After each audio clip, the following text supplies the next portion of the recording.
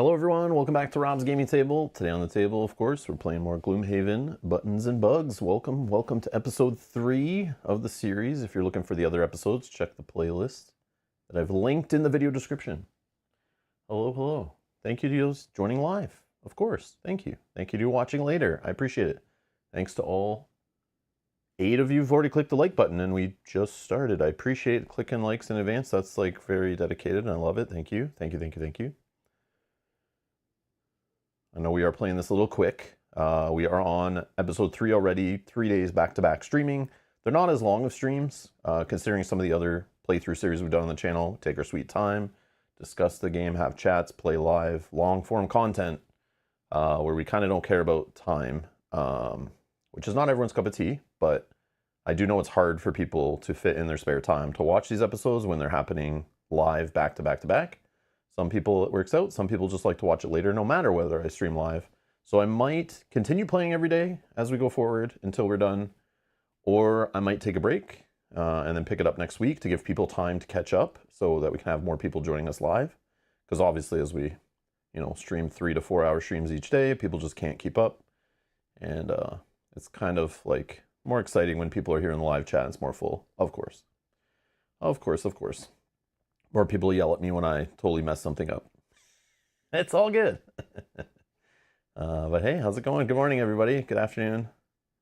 Or I guess good evening. Or whatever it is for you. Hello, welcome. Ra's here. Hey, Ra, how's it going? Hope you had a good sleep. Bob says, hi, Rob. Hope you're having a good day so far. So far. Well, kind of okay. Everything was okay until I tried to boot up the stream and start it like 10 minutes before, and then, my capture card wasn't really working with like 2 of my cameras, so I started freaking out and troubleshooting that. Still got it up 3 minutes before going live, though, so I was like panicking a little bit that we are going to be like 10 minutes late. It happens like once every like 3-4 months where I just like, yeah, I just streamed yesterday. It's only been a few hours. I'm just going to start the stream. Nothing has changed. Haven't touched that computer since the last stream, and then just something doesn't turn on, work, like configure the same, and it's like, this is why usually an hour before stream, like start things up, start testing, start like every time. But then when you think like, I just streamed yesterday, I'm streaming today, exact same content, nothing really different, and I rebooted. You know what actually fixed it? No joke. I rebooted the computer yesterday after stream. There was an update for some software I have which could have caused it, but I don't know. It's like, one's like integrating with the bus that's separate from the USB bus, and one's like the main bus. So it's like, I don't see how those could conflict, but I think they did cause a problem. And I did reboot after that. And then this morning, I panicked, I rebooted again, still wasn't fixed. I had to actually do like a cold shutdown, just to make sure everything was like, Windows, when a reboot happens, it's like, not truly rebooting everything, like services are still cached in memory, like when it reboots, because it's trying to be fast to show you like your computer's so fast, but it doesn't truly like reboot everything. I was even like disabling devices and stuff, and yeah, it was crazy. But yeah, I think maybe some of my troubleshooting worked. It just didn't apply until I full shut down, left it off for like a minute, and then booted it up cold boot, but yeah, but we got it. Within like 7 minutes, we had it going from panic to working, and I felt okay. But yeah, it's just weird. Like, it doesn't make sense. But it's like with a computer always connected to the internet and constant little services in the background, updating little software here and there, and like what messes with what in Windows, who knows? Like, not to mention Microsoft updates, which I've seen before, where you update, everything's fine for a few days, and then some kind of leak or issue will just cause problems later that you don't realize it builds up over time, right? So it's like, yeah, man. Good thing I have many years experience of updating Windows servers for large organizations as a professional job. Yeah, I know not to panic, but yeah, Windows updates, always a fun time. Always a fun freaking time. It's a lot less stressful now when it's like, oh man, if stream doesn't work, I can delay it till later. Millions of dollars aren't on the line. It's definitely much better feeling, for sure. Much better feeling. Way less stress. Still stressful though. Okay, let's get to it. Enough of Enough of reminiscing about PTSD. I mean, the good times in my previous jobs. Okay. Good morning, Beth. Hello, hello. All right. So you guys who are here early, I appreciate it. Jim, welcome back. Welcome back. How's everything in Rochester today? MacBook for the win? Yeah, okay, buddy. Okay. Don't get me started on Apple in the business world and how many issues I've had with Apple products. Come on, bro. Come on. Let's not even get started about how your MacBook can't even do half the crap I can do on Windows to this day even, or Linux, or Unix, or any of this, not Unix, but like Unix-based OS, Linux-based OSs, basically. Yeah. Don't get me started, man. Don't get me started on your closed ecosystem. Get out of here. I don't have to jailbreak my PC to do the crazy stuff I want to do, okay? Shots fired. Don't get me started. Don't get me started. Oh my God. I've been there for like iPhone updates that totally break things in enterprise. And yeah. Let's not go into details, but yeah. I've shot some angry worded emails to Apple techs for sure. Yeah. Been on some heated calls with Apple techs for sure. Not the brightest bunch of light bulbs in the room for sure. Okay. Let's go with finding out what we're playing today. Oh yeah, first, most important. The game is currently ranked 1,930 overall, 977 strategy. For anyone who cares, just out of curiosity, as we go through each day, we'll see if the game moves around. I also just realized it re-implements a game called Gloomhaven. I'm assuming this is some fan-made print and play, so it's like literally I'm playing a game that just like, yeah, okay. I see. So Joel is like, this is like a fan-made game that then Cephalofair said, all right, we'll make some cash off this. Let's make it official. I see. I wasn't aware of this. Very clever. I so thought for sure this was like, I thought Cephalofair saw the Dark Tomb kind of game, or maybe there's games before that, some print and play game pushing cubes around in a dungeon, and they were like, let's make our version. But yeah, I'm not sure. Since this was 2024, what was Gloomhaven? Gloomhaven 2020. Oh, 2021. Maybe it's the other way around. Maybe Dark Tomb like saw this and was like, all right, we're gonna make our own version. But maybe there's other ones too. Like I'm sure there's many over the years, probably even back to like the 70s, 80s, people making portable, play on a flight dungeon crawlers with cubes and a couple cards. But yeah, it's definitely not the first one I've played or seen. Yeah, interesting. I did not know that. This is what happens when you don't follow anything about the campaign.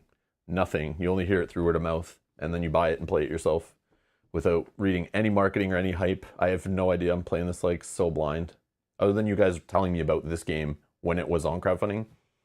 But I never saw it or read about it or anything until I saw it at Gen Con in person. And thank you for the comments on the previous video. Supposedly I'm playing a better version. Supposedly I'm already playing the second print run and I didn't even know that. Supposedly my dials are like fixed somehow. And it's hilarious because I remember way back playing Gloomhaven on stream.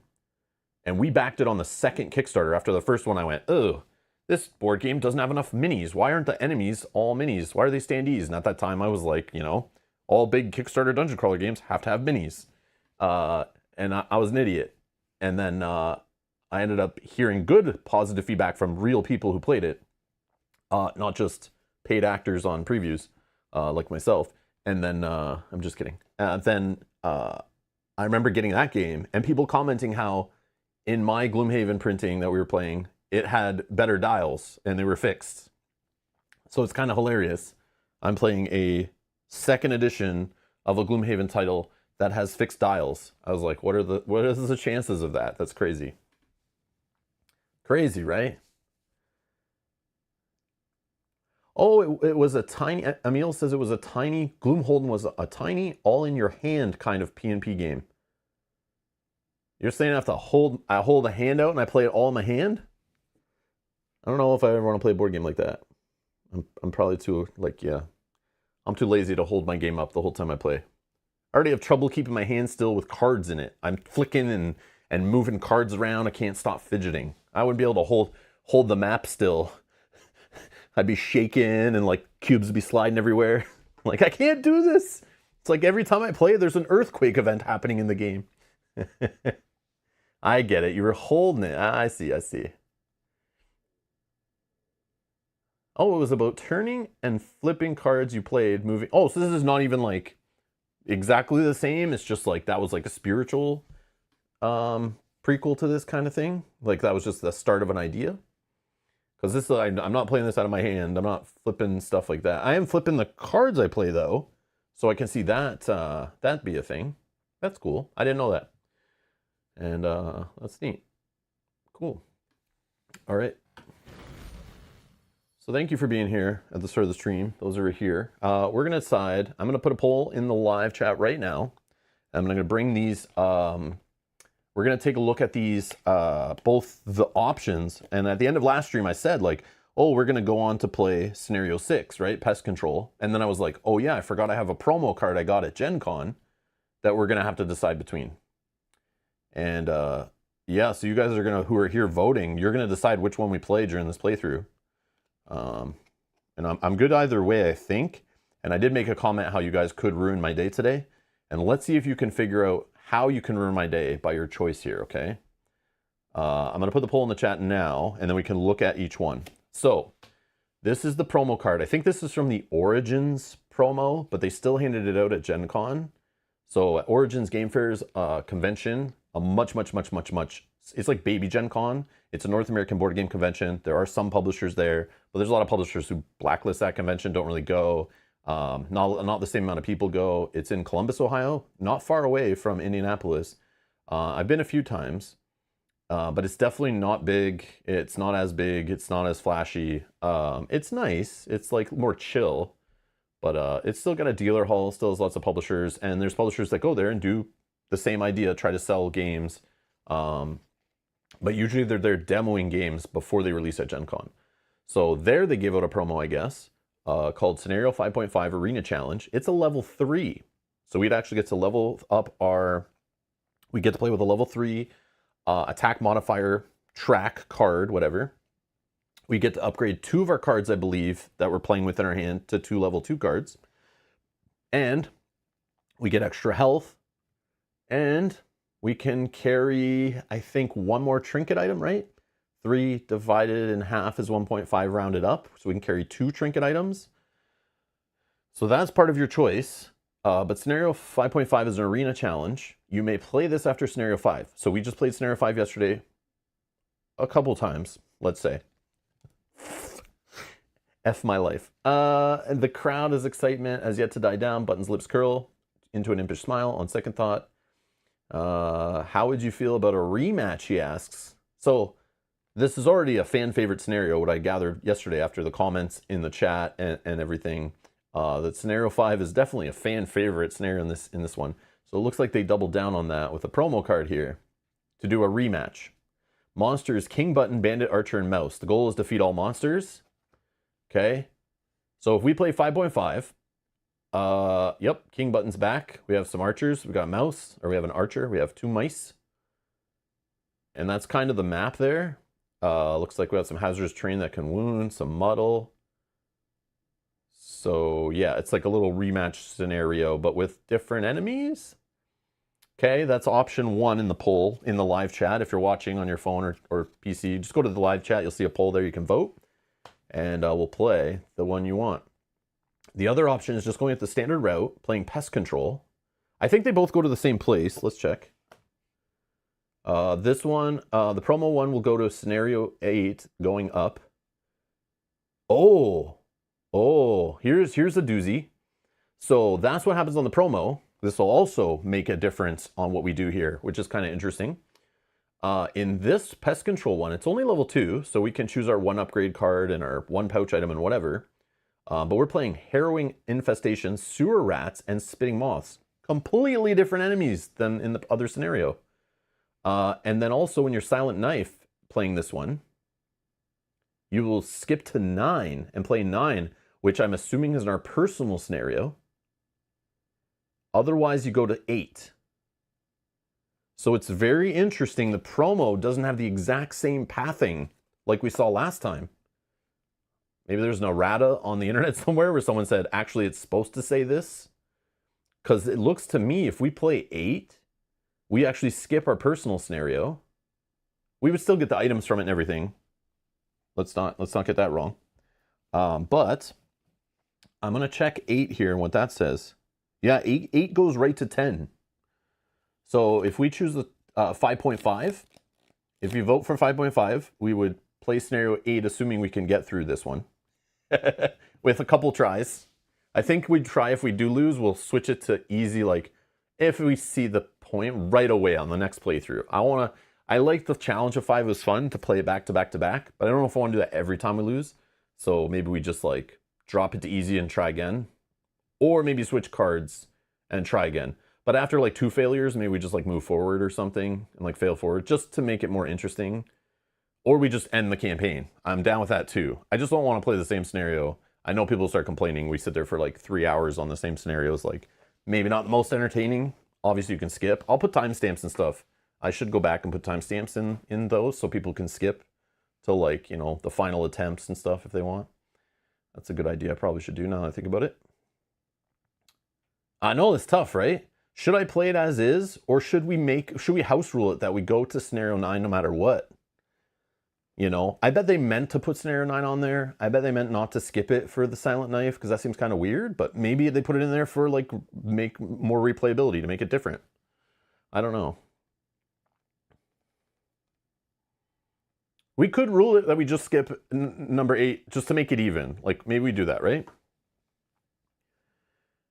Maybe we do a poll on that after we see who wins. Because if the other one wins, then we just do that. But like, it sucks because you might have voted based on that.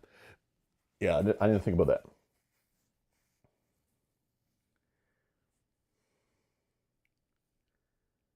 that. You think I give the promo designers too much credit? I know, I probably agree. They were like typing out the story, and then they were like, oh man, we need one more line to finish the story. And they're like, I'll just delete the next line. It's not important, right? Just to get the text on there. And then nobody caught it. They're like, we'll put it back in later somewhere. We'll figure it out. Okay, let's redo the poll. Let's redo the poll. We can do this. We'll do this quick. I'm going to end that first poll. First poll doesn't matter. First poll doesn't matter. Okay?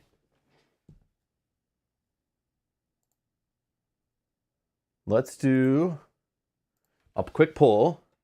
Should we house rule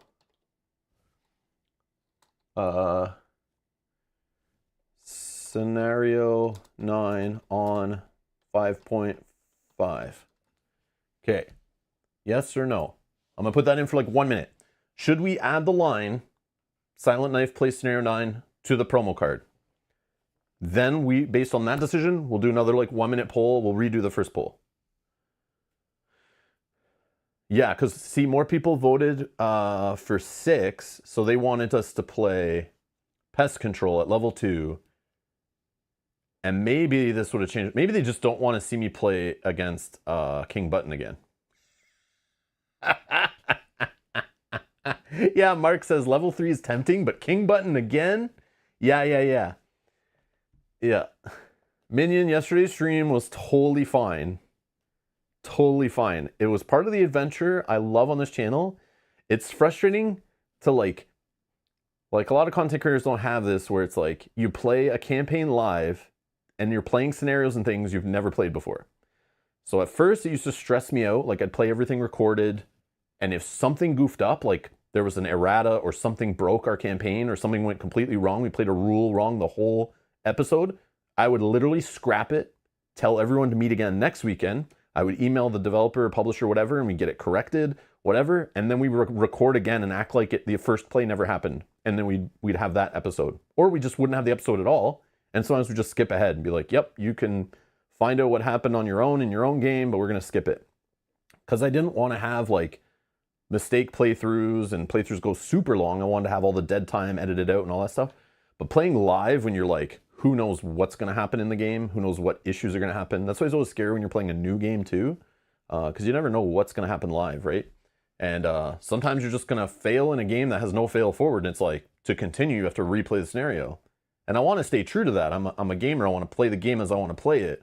But then I have confines and other people watching, and I have to respect other people's thoughts and times and appreciation. But then it's like, I always get reminded that no one's forcing you to be here, and no one's forcing me to make content that I don't want to make.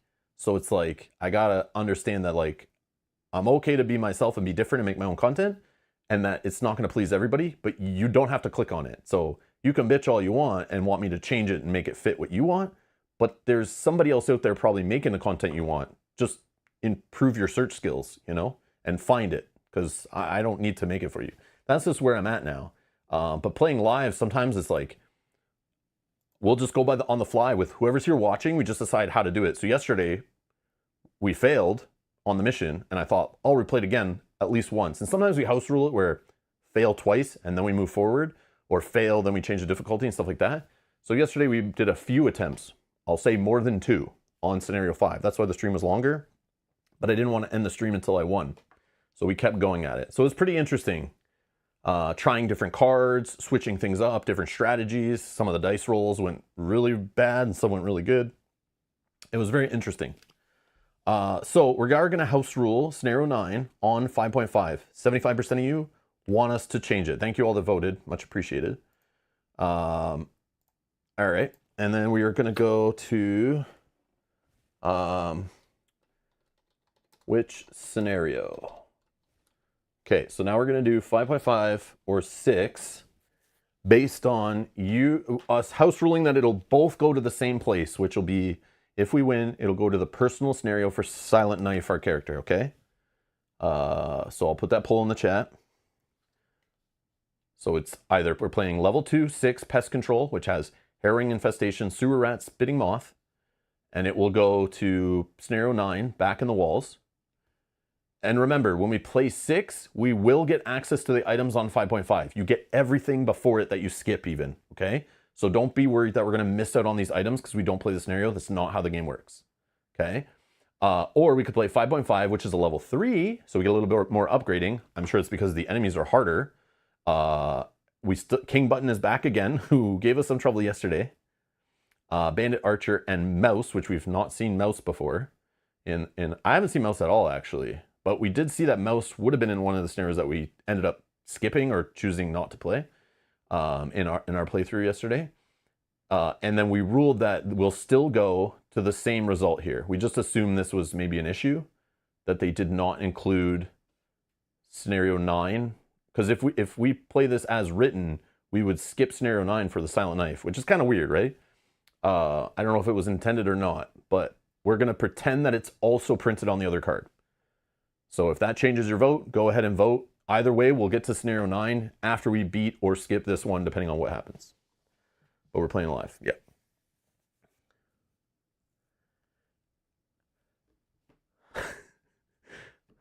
Locator is here. Hey, Locator. Hi, Rob. I took your advice, upgraded my Nokia to a Motorola. It flips open and everything. Well, I'm glad you did that. I'm glad you did that. That is great. Welcome to 2006. Man, next, okay.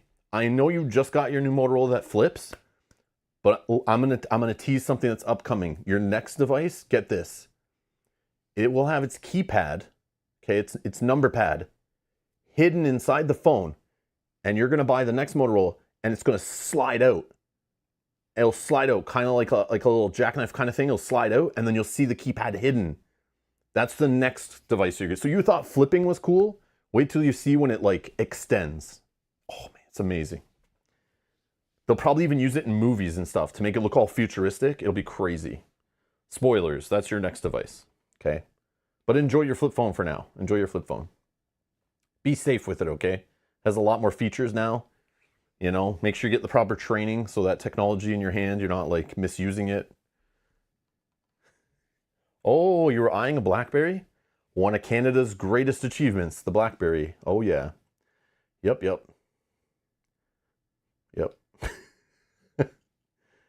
Yes, the Motorola Razr. Jacko got it. Yes, yes, yes. I'll tell you one of my favorite devices over time, though, and I probably mentioned it before because I'm getting old and I forget what stories I told. And not everyone was there for the same stories, so I might as well repeat it anyway. Is the Motorola Pebble. If you never had or seen a Motorola Pebble, I like that little phone. It was great for having in my pocket at work. It was nice and small, and the way it flipped open was kind of cool. I could do it with one hand while I was working. And yeah, it was a great on-the-go kind of at work portable phone, not like nowadays where you have literally like a half a tablet in your pocket banging around. Yeah, the Motorola Pebble was like, I loved it just for functionality. Oh, Yogi says my worst memory is when my Moto Razr was stolen. Oh man, I never had a Moto Razr. I was not really a fan of that one. Or it was like on a different phone at the time, and then like when you switch phones, like that wasn't the in phone. Like I don't know. I don't remember exactly when all that was, but I might have still been rocking a pager at that time, so I don't remember. I'm not sure. Anyways, let's close the poll. Let's close the poll. Yeah, my first Motorola was my Motorola pager that I had before my Nokia.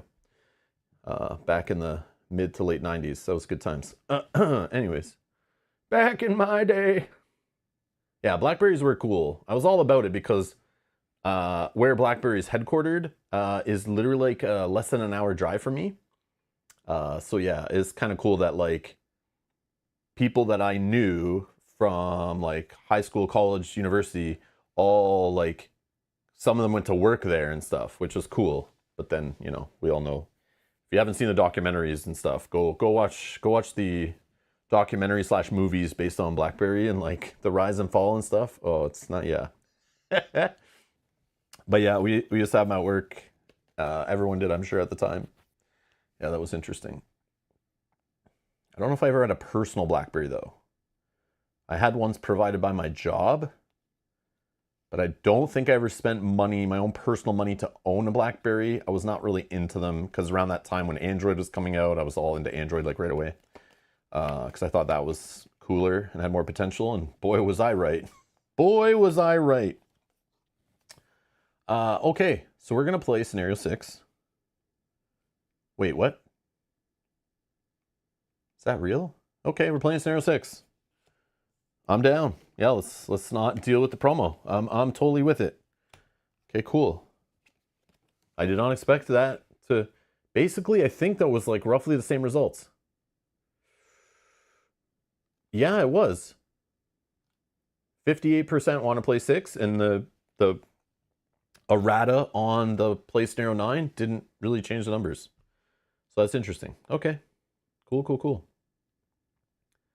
we're going to play scenario 6. Yeah, the movie was great. Yeah, Jackal, that movie was great. That movie was great. It was also cool to see some filming locations that I recognized that were not that are in like local towns and cities that I've been to for playing like board game tournaments and stuff. To actually see like some of those same buildings in that movie was really neat. But yeah, it was cool. It was cool.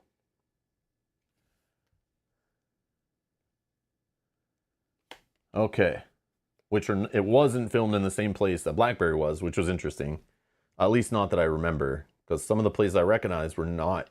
They're not far from it, but they weren't there, which is interesting. All right, scenario 6, pest control. Level 2, you may have noticed button orates leading you away from the arena to a rear door in the back of the tavern. We seem to be run by pests recently. If you can clear them out of the storeroom, I will give you access to your dumbwaiter to go upstairs. Okay. Harrowing infestation, sewer rat, and spitting moth. Let's get those and take a look at what the hell we're dealing with here.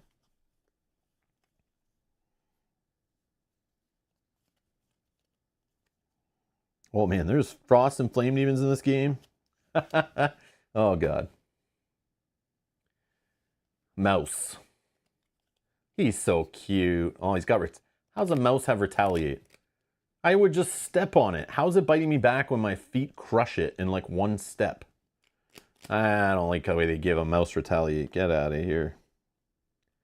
Get out of here.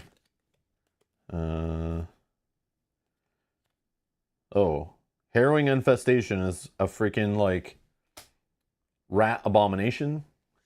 What the frig?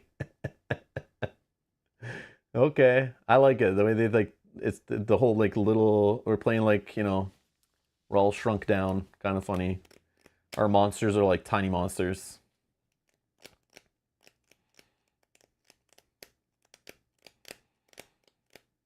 So the herring infestation can go they both can go pretty quickly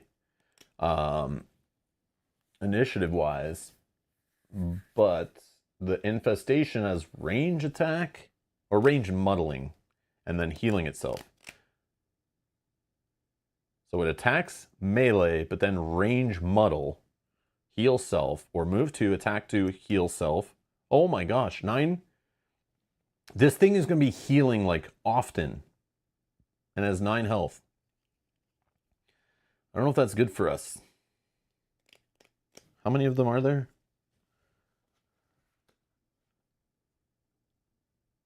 Oh, okay. So it's just one of each. One of each. Okay. And it's defeat all monsters? Yeah. Okay. Oh, whoops. I flipped. Yeah, that's annoying that it heals itself and it's running around muddling us. It doesn't attack that bad. Oh, 1, 2, and 2 attack. Okay. But retaliating us with for 1. And I'm assuming that means on the retaliate, it's going to muddle us. I'm assuming that's not a muddle every time it attacks. Because it already is kind of doing that right here. Okay. Then we have mouse. Move to 1 attack. Turns on retaliate. I'm assuming this is retaliate again. This is like tying an effect to the retaliate. I'm assuming that's what that's telling me there.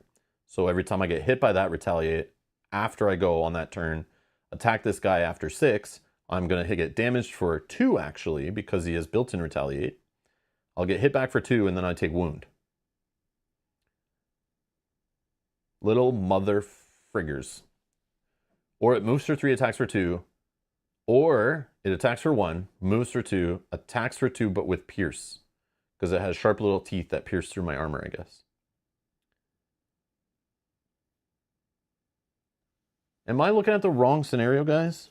Is that what you're saying? Oh, I'm so sorry. I'm so sorry. I'm reading the wrong one. How did I mess that up? Was I looking at the back of the other card when I did that? Yeah, I'm so sorry, guys. Yeah. I'm like, whoa. Okay. We have this guy, though, right? Harrowing Infestation. Yeah, I mixed it up. I'm so sorry. Thank you. I would have realized when we went to set it up, and I was like, they don't look right, but... And then we have what? Spitting Moth? Yeah, it was mouse on the other one, and that's, I guess I just messed it up. So sorry, guys. Thank you for catching that. And we need Sewer Rat. What the hell? It was like upgraded. Oh, yeah, it's another mouse thing. So the Spitting Moth creates air on the first one. Attack for 1, range. It'll attack for 1. Okay, hold on. Is it just a melee attack? No, it's a, I see. I'm not reading these right, I think. Yeah.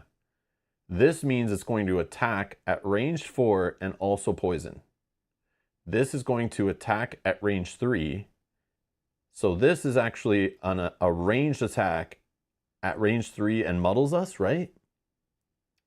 I think I was misunderstanding that before. Because as I see the way it's separated by the line there, which I kind of didn't realize. So it's like, if this was just a range 3 muddle, it would have a line between the attack and that effect, right? So yeah. Yeah, this is showing it's additional.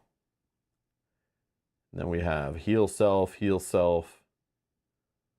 we have move, attack 2. If it has an elemental consume, it adds +1 to the attack and muddle.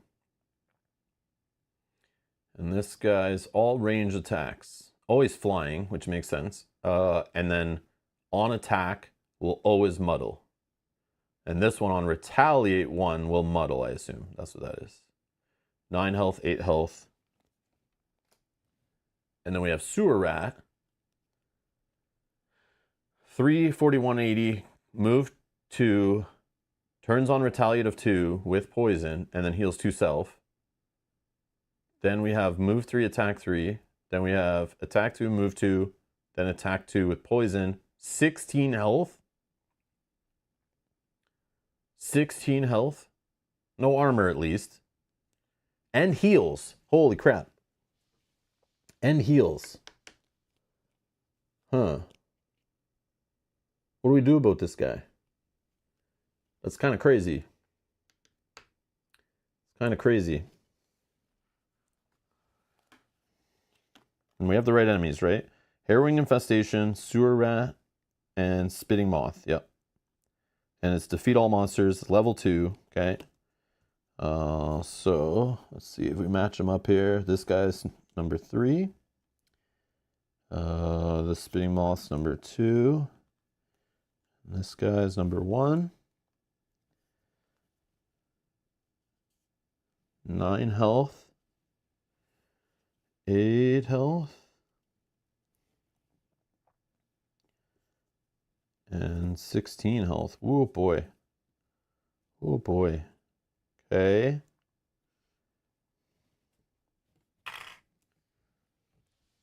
Yeah, 16 health I'd be like, okay, cool.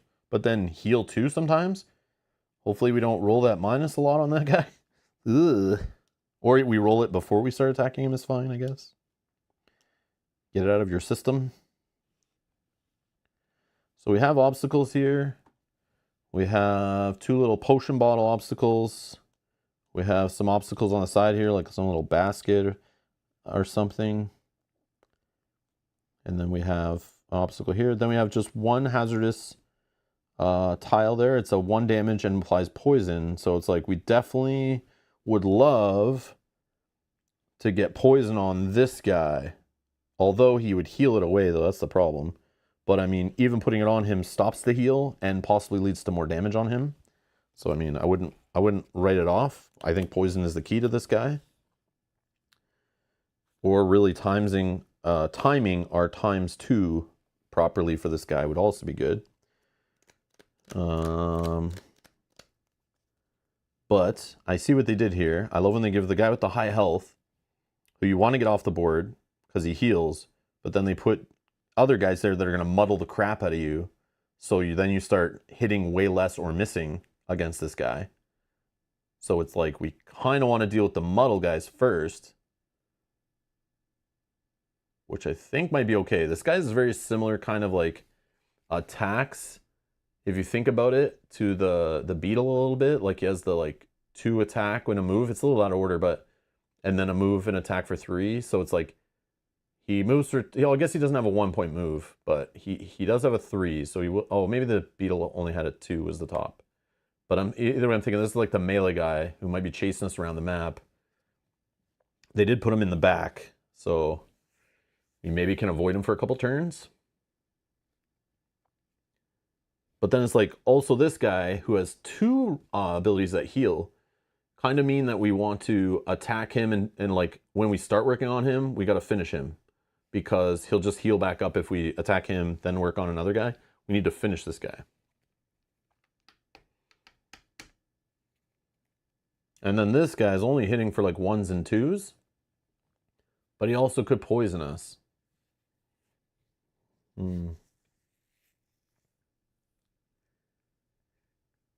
Yeah, he does nothing 1/3 of the time. I thought of that. Like, so if we ignore him for a little bit, but you know, you could have rolls that just, you know, 1/3 of the time you hope, or maybe a little more than 1/3 for the first few turns if you get lucky on rolls, right? But you could get unlucky and he like never rolls this option for a few rounds. And then you start attacking him and then he rolls it like 2 times in a row and you're like, rage quit. So yeah. So we're only upgrading 1 card. What is that card? Obviously wounding a guy who heals and wounding another guy who really heals, not really great. So do we care about serrated arrows as our upgrade? Should we be looking at something else? Because we only can take one upgrade. We can switch it. I do like this. Having the move of 2 means we can, it's more likely to move one of these guys onto that hazard spot to give them a damage and poison. Okay, but again, they heal, but again, poison, even though you might think poison gets removed by heal, it is a way to stop healing. So it's like, it's still great against healing units. Also, I might argue, range attacking might be the answer to all this craptastic retaliate at range 0, basically, at range 1, you know? If we're attacking at range, that means we're not getting retaliated back.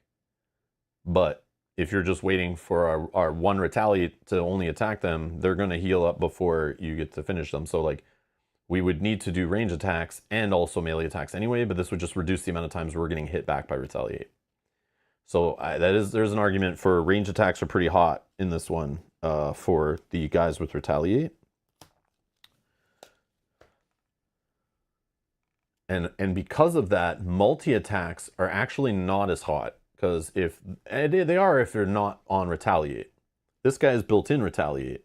This guy doesn't, so this multi-attack turn might be great when we're fighting this guy, especially if he didn't have his minus roll where he turns on retaliate.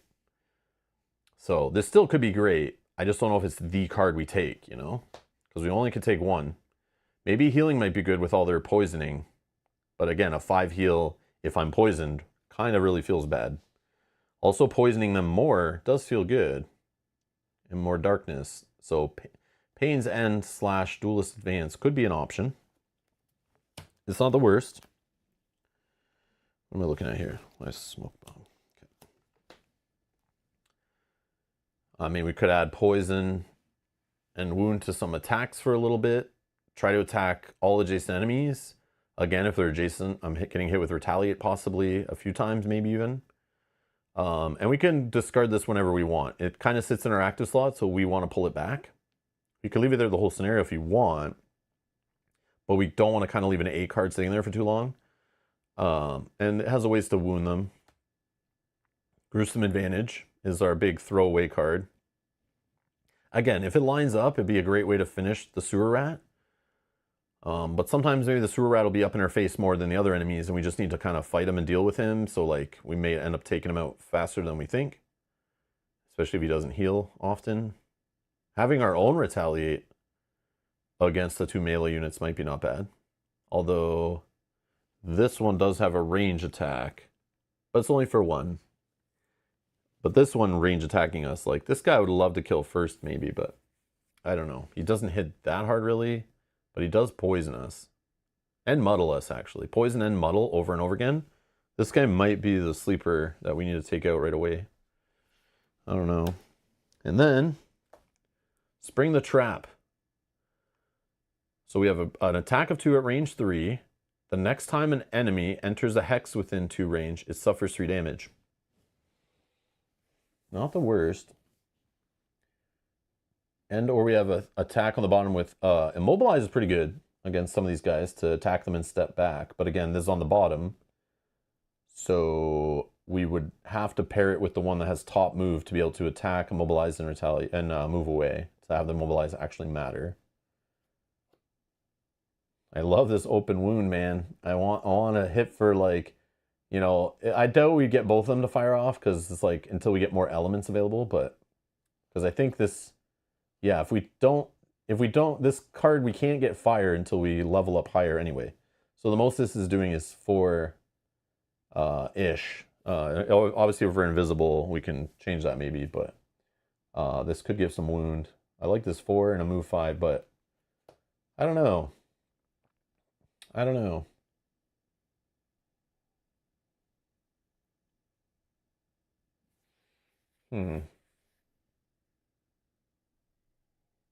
I don't know. Thoughts? Thoughts? Okay, let's see. I do need like a repeated heal on myself.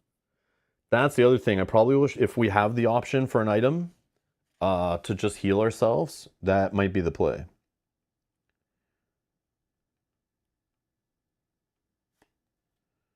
Let's see what we have access to now while we're thinking on that. If you move one or fewer hexes on your turn, gain 1 defense for the round. Rodent's Fang.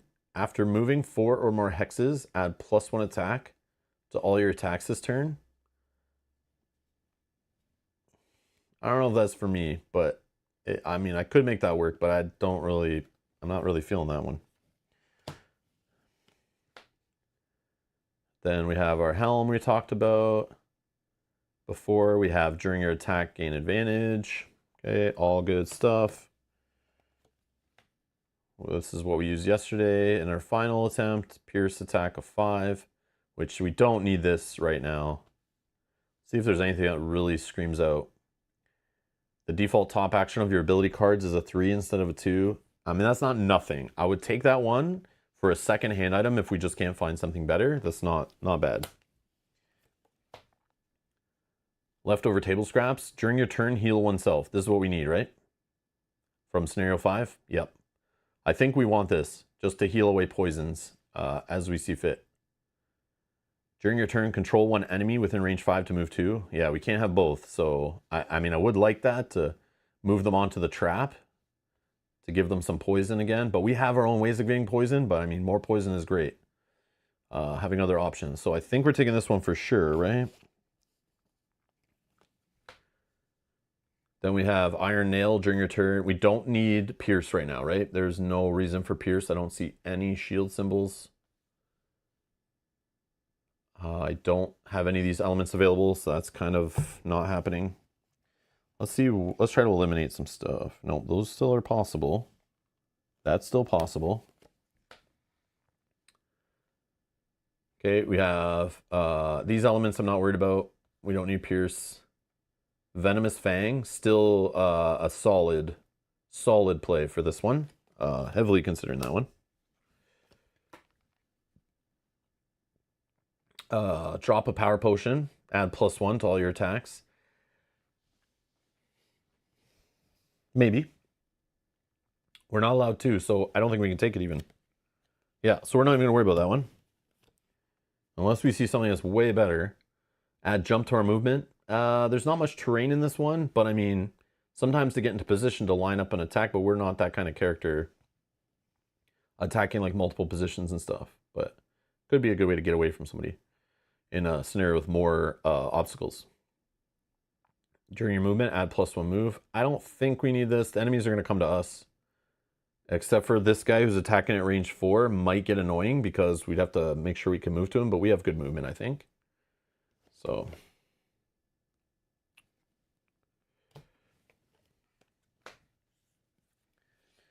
during an enemy's attack, add +1 shield.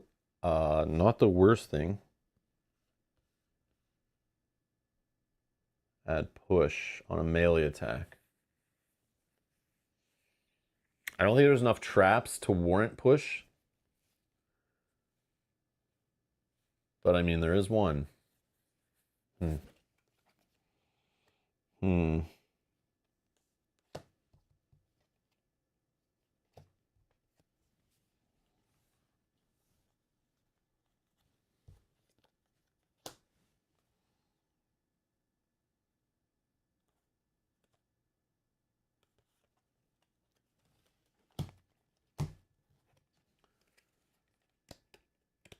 Bob says, I like the reasoning on range attacks on long con.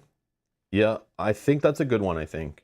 Just to not get retaliated on, we can attack 2 units. It does apply wound, so if they don't heal, it's extra damage. And if we add poison, the wound stays, right? Or no, when they have poison wound, I forget. Does it clear both? I think it does, right? I know poison stops the healing effect, though. And wound doesn't when they heal. But do they clear everything? That I'm just brain farting. I don't remember, but somebody will yell at me. I'm pretty sure it removes both at once. It just, you don't get to heal because poison blocks it. Yeah, okay, okay. Charlotte says, I think heal and poison for items. Okay. Definitely the heal and poison, okay. But we can take one more hand item then. So, should we take Shrunken Short Sword? Just to, like, if we have a top action that's, like, not really fitting with what we're doing, we can still do an attack of 3 instead of 2 with our default attack? Or, do I just take this to have a shield where I could just, like, block a damage once, twice maybe during the scenario? Like, I don't know which one would take more into account. Do we want to be a little more offensive, but then we may never use this? The cool part of this is always on. It's a passive. So it's always in play and whenever we need it, but we may not need it. I know I'll use this at least once. Because I'm sure we'll get attacked in the game. And blocking a damage is blocking a damage. But will we get to rest, long rest, and will we use it again? Maybe, we hope. I doubt we'll get to use it more than twice. I don't know if we'll be in that kind of situation. I don't think. Usually only rest like once, I think, in the scenarios. But I could be wrong. Any initiative good enough to guarantee going first? I do have a 2 on Long Con, the one we're talking about taking, that Bob says he likes. There's a 2 on there, which is definitely better than this guy's 7.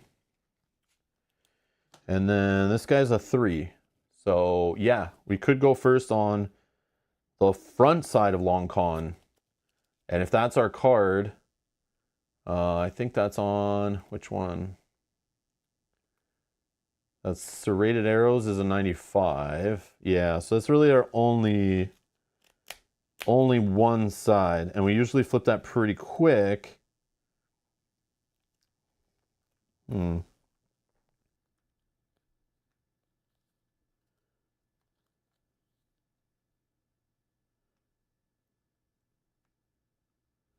I do love that opener of this control one adjacent enemy, so we can move for 4 and move one of these guys right away. Like they're all within range 2 of that deal 1 damage and give them poison, and then we also disarm it. So we could, like, you know, go and grab this guy who heals on 2. We can see what he does, move him on there right away, damage him, and then even maybe attack him with the top of another card. Because we could move to, like, this spot here, I think. 1, 2, 3. We can move him 1, 2. He's poisoned, he's damaged. And then we smash him while he has poison on him, which is an extra damage. And even if he is healing, we then stop that heal because he clears poison. But the damage is, like, kind of already done. And then the next turn, hopefully we can finish him off. Maybe, but, like, he has 9 health. And he could heal. He very much will heal. I'm sure at least once or twice, because 2 of his spots are heal. We could be working on this guy for hours. Like, I don't even know. You know? We're not doing that much damage with our attacks right now. We're only level 2. So, like, you know, we're only hitting for, like, +1s, +2s, maybe if we're lucky, you know? Like, we'll be hitting for -1s and, like, only hitting for 2 and 3 sometimes. So, like, if he's healing 2 and 3 back, like, this could get very annoying really fast. Yeah, we can't move this guy onto the trap. I keep saying, like, all of them are within 2, but, like, obviously we can't move the moth onto a hazard. Not that I really want to anyway. I'm kind of thinking it for these guys who have healing is what I'm thinking, and this guy with lots of health. We kind of want to get him poisoned. But again, we have our own ways of poisoning. But yeah, I know the flying guy, he doesn't really need to have that happen. And I'm debating just running at him and start fighting him and getting rid of this guy who could poison and muddle us. And he's 8 and doesn't heal. And then letting these guys maybe roll their heals, and that's fine, but I don't know. I don't know. Okay, so were there any comments on shield might give you lasting power to cope with that 16 HP? Yep, that's a good point. Long con is good for going first and disarming whoever is worst that round. Blue is flying. Oh, yeah, I read that already. Okay, yeah, we'll take the shield. We'll take the shield. Okay. Look at us. We got 3 items. Yeah. All right. Here's our pile of loot. I'll just throw this off to the side for later. Okay. Okay. Are you ready for this? What does Long Con replace again? Let's do this right this time. Smoke bomb. Okay, smoke bomb, you gone. Smoke bomb. Long con.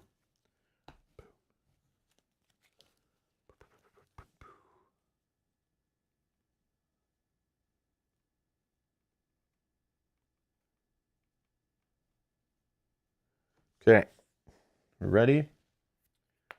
We ready?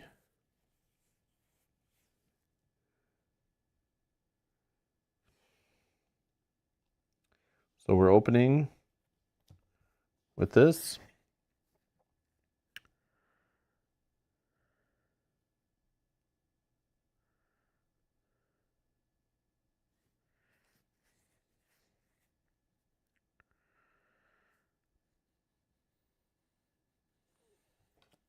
Let's go Venom Shiv, even though we don't need to apply poison again, but I think I want to use the top of that. I think I kind of want to keep...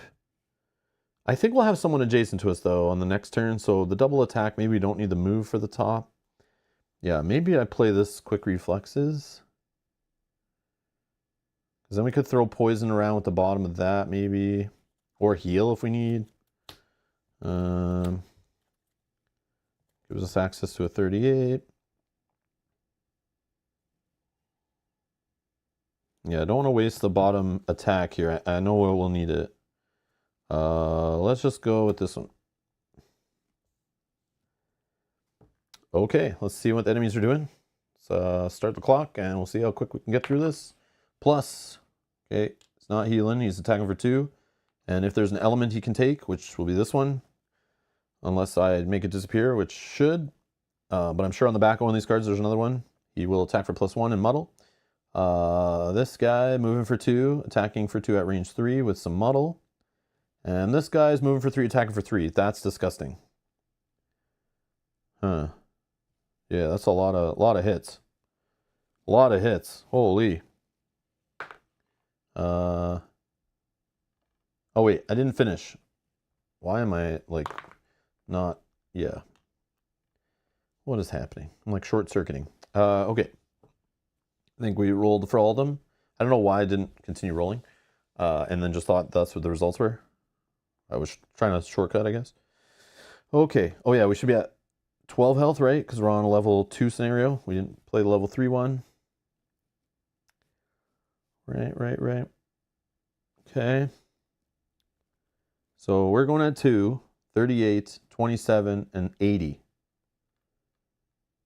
Okay, so this results better because it'll only move for 2. Its first attack will miss. I think we're okay. This one will create air, but later. Oh, it'll create air for this guy. And then this guy will slap us with poison muddle. So yeah, let's do it. 1, 2, 3. And then we'll make this guy move for 2. He'll take 1 damage. He will get poisoned and disarmed. And this will go back to my hand. Oh, there's fire too. Okay. Then I won't move for 2, I don't think. Because I don't... This guy will move for 2 and still attack me. Not a way I can stop that, but I still want to hammer this guy, so I'm going to just stay where I am, attack for 3. 4 with poison.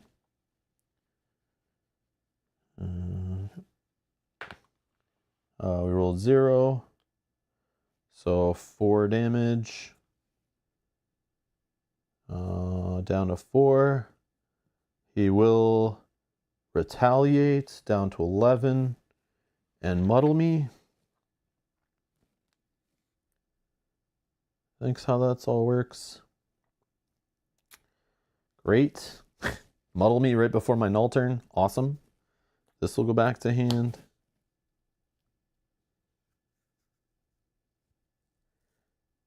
Oh, you think moving... I can't move adjacent to the moth because there's an obstacle there. I thought about moving over that way, but the 2 movement doesn't get me there. And I don't have a way to... This is why jump would be so awesome. It's just so flexible, but I didn't take it. But I could have jumped adjacent to the moth. and then it would have had disadvantage. It's only rolling a 1 attack. But yeah, it could have made it so that we wouldn't get hurt as much, like at all, but we would get poisoned still though. Okay, so now 27, air's now there. 1, 2, 3, it can attack at range 4 for 1 damage. It's actually 2 damage. 1, 2, I'll block actually. I might as well just use my shield now so I don't forget. Oh yeah, let's do it. So shield's used up. So take 1 damage, and now I'm poisoned. I'm already muddled. I think that's good. Now this guy for 38, he doesn't need to move. He's going to attack for 2. He'll consume, I don't know, air, whatever. He's attacking for 3. And applying muddle, but he's disarmed. We're already, all that stuff's already there anyway. Then this guy at 80 is going to attack for 2, then move for 2, then attack for 2. -1 is only 1. But I'm poisoned, so I'm at 8, and I already have poison, so he will not apply poison. I'm already at 8 health. This is freaking crazy. Am I supposed to be like really avoiding these guys? I don't know. They attack really fast. I'll lose health really quick there. But that was my bad, I guess. Hopefully I can kill one of them now. All right. I think now is time for the wound action. And try to step back and maybe shoot them at range. They still probably can reach me though. Or do I do a top and bottom attack right now, where I maybe can kill him on the first attack, but if I whiff, I'll at least have a second attack. Maybe I save the range. I would love to wound this guy, so maybe... But I need to finish this guy so he doesn't start healing. But he probably will heal because he'll probably go before me. I don't have a quick way to go before him other than playing this 23. So I probably should try that actually.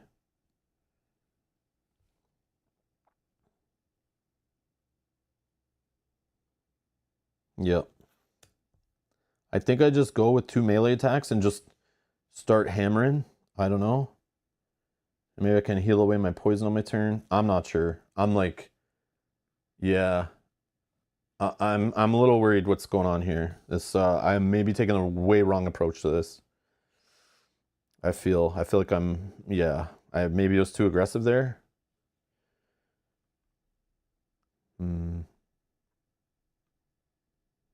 All right, 23. Let's see what this guy does. 0. Moth. Minus. 0.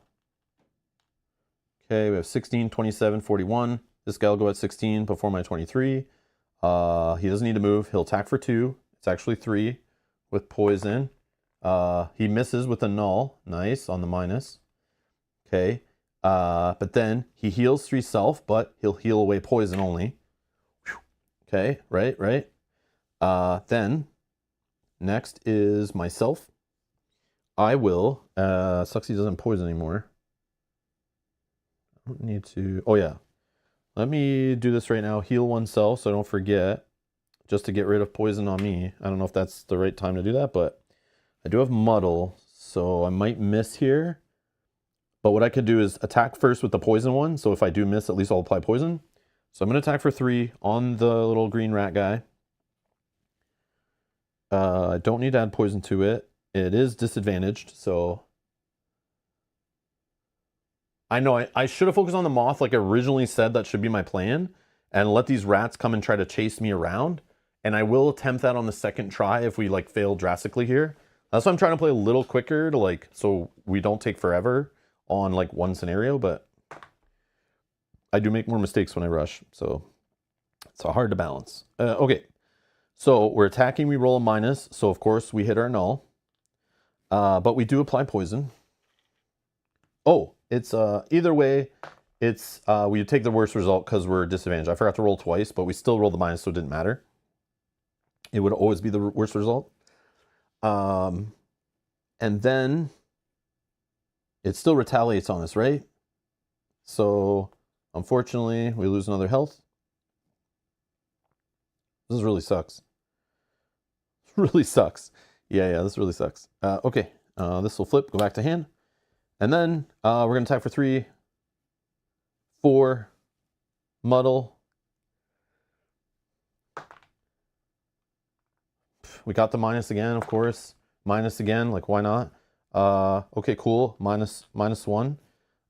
So this guy, of course, is at 1 health remaining. Fantastic. Fantastic. And this goes back to hand. And this is gone for now. Oh yeah, and we get retaliate. Oh, and we get muddle back anyway. Yeah, we're muddled anyway because of his ability that keeps hitting us back for muddle. Yeah, that right there, not finishing that guy off, that's like, that was our chance to win the scenario. And right there, I think it's like an auto fail, but we'll see. We can keep going. Maybe we'll get lucky. All right. Next is 27. So this guy will create air. He'll shoot at range. He's going to give us poison back. I don't know why I even removed it. I shouldn't have removed it, but whatever. Minus. So -1 still applies poison though. Hits us for 0. And remuddles us anyway. Yeah, we're like always going to be muddled until both those guys are gone. So that sucks. Then this guy moved for 3, attack for 3. He's actually attacking for 4 now. He will hit for 4. Down to 2. And back to our turn. Okay, so, I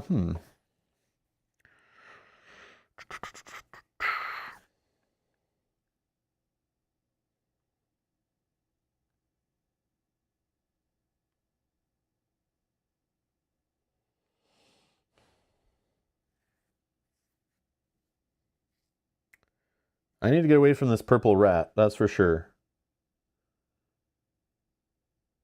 And start working on the moth. All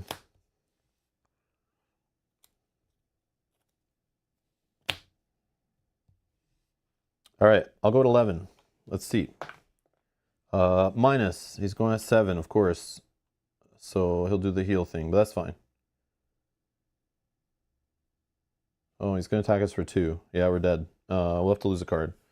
Yep, that sucks. Okay, and then this guy, 0.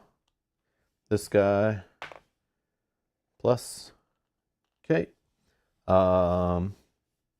So 7, he's going to attack at range. He's disadvantaged. Attacking for 1, 2. Minus and circle. So it's actually -2. So we're good, right? But then he'll heal away the poison. Now it's our turn. What I want to do here is do this double range attack. The reason why, even though I'm beside this green rat, if I can just apply a wound to him, he will die no matter what on his next turn. He's down to 1 health. And then we'll just fire on the moth so that we can hit it. And then we'll move for 5 and like hide in a corner somewhere. So that this guy can't double attack us. And this guy can't hit us for a 2 attack at range 3. But actually, he moves for 2 and attacks at range 3. So I'm pretty sure he can reach us no matter what. 1, 2, 1, 2, 3. Oh no, if we go in this back corner, he can't reach us. So maybe we do that. That's my plan to survive, but I don't know. Okay, this moves up. I think we're good there. Okay, so let's do a range attack first on the green rat with disadvantage. Obviously, I have disadvantage no matter what, so it didn't really matter. What I roll? Circle, circle, I think. I didn't see the first roll. I'll roll again. Oh, circle again. Why not? Okay, so it is going to attack him for 3. Whatever, he's dead. He's dead. Okay, then we're attacking this guy. 1, 2, 3. Disadvantaged. Plus. Whoop. Oh, plus and plus. So it's +1. Okay, so it attacks this guy for 4. 4. He's also wounded now. That feels good. Just our health is very bad. Okay, this will go to discard.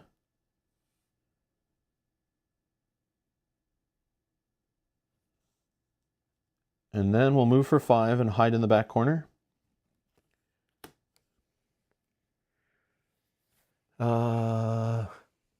Yeah, that minion, I appreciate you catching that. In this game, moving these cubes is like a known forgotten thing. Even in, I think, the rules of this game in the second printing, or it was in the rules online or whatever, it even says that because these are commonly forgotten to be moved, they find when people play the game, it's like a fully known thing. They recommend you try to do one of 2 things to help you remember. Either stick with moving it when the attack happens, or moving it only before the attack happens. So whatever makes it easier for you to remember, but it's super easily forgotten. And I just try to remember that what happened last time. So when I look down and I go, oh, they had a -2. I know they shouldn't have another chance at a -2. That's how I remember, but I still will forget to move it. I try to move it every time they attack. Like as soon as their attack roll happens, I then move it once I find the result out. But some people find it easier to remember by moving it and then applying what's on the new line. So whatever works for you, but it's a commonly accepted and forgotten thing among the community. Even the designers know it. They put it in the rule book to just say, like, pick whichever way works for you because it's easily forgotten. So yeah, it's a common thing. You'll see me miss it many times. Totally accepted. Totally understandable. Okay, then who's next? This guy's next. Move 2. I don't think it matters. I'll move him on the obstacle for fun. 1, 2, 3, can't reach. Then this guy will try to attack for 2. Oh yeah, he gets a wound. Let's not forget that important part. Then this guy will attack 2, no one's home, moves for 2. And then tries to attack, no one's home. Back to my turn. How do we do this? I think I need a heal, right? But it just doesn't do anything really. I should have saved my heal oneself for this moment. I'm so silly that I did that. That was a big play mistake on my part. I should save it right before I'm going to do my own heal or like a long rest so I can heal it away, then heal again. Yeah, I screwed that up. I screwed that up big time. I should definitely know better. Okay, so what do we do?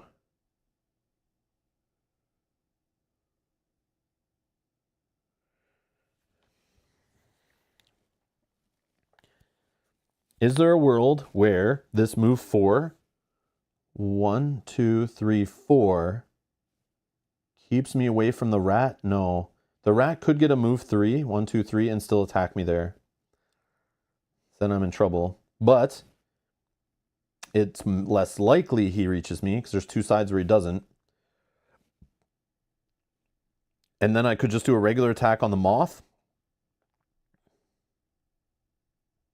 And maybe even kill it. Because as long as I do 2 damage. Oh, it is my ×2 turn, right? Yeah, that's sucky to waste that. And I'm muddled, so it's most likely going to be less than. I probably won't hit him. Now I'm wishing I had that item that gave me 3 attack on my defaults, not 2. Because then even if I got the -1, I would still hit it for 2. It would die on his turn. I still think I can kill the moth this turn if I get a little lucky. I'm not going to do the throwaway to attack for 3. And or I could use darkness attack for 5, but I don't think it's worth it throwing it away on this enemy that like will die soon. But right now it can kill me for sure. I'm going to have to pitch cards. I need it to die so I can like long rest, but the problem on a long rest, this rat's going to for sure hit me by then. But I'd love to get my items back. I don't know what to do here, guys. The poison is killing me. Literally. I'm not muddled anymore. Is it gone? Oh, did I go last though? Oh yeah, he didn't hit me. Yeah, you're right. I'm not muddled, right? Because I went. Does it go away at the end of my next turn though?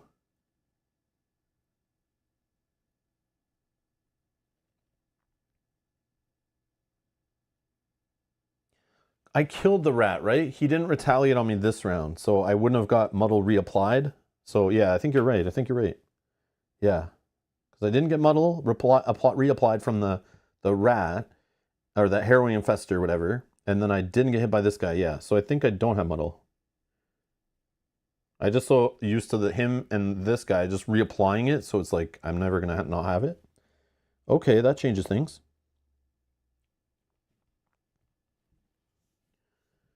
The only problem is this initiative is kind of snakies. Yeah, I'm probably gonna have to pitch a card here. Probably gonna have to pitch a card.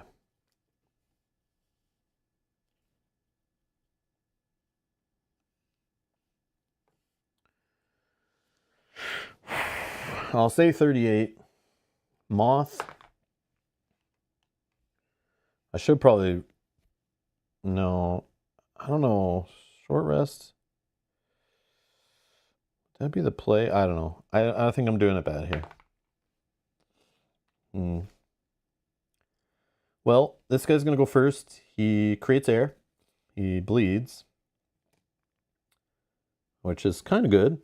Then he's going to do a range attack of 1, 2, 3, 4. Just enough to get me. So I wasn't out of his range anymore. He doesn't move. So he's attacking for 1.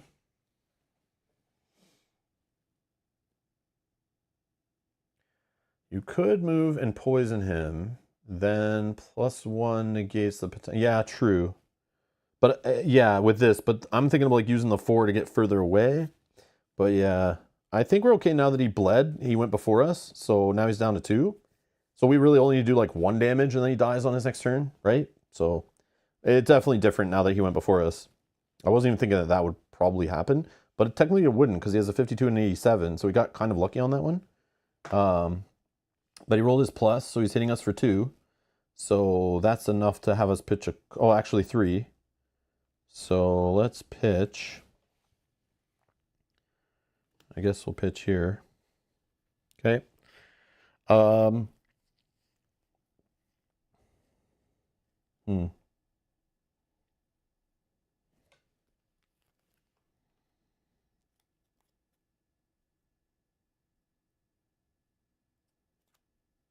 Yeah, I'll just do it that way. Okay, then...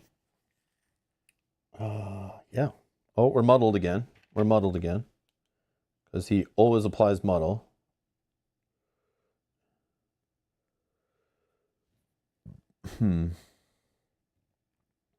So the rat is moving for 3 and attacking for 3. Like, I have no way of avoiding that, I don't think, unless I just move to this far corner. So that really sucks. That really sucks.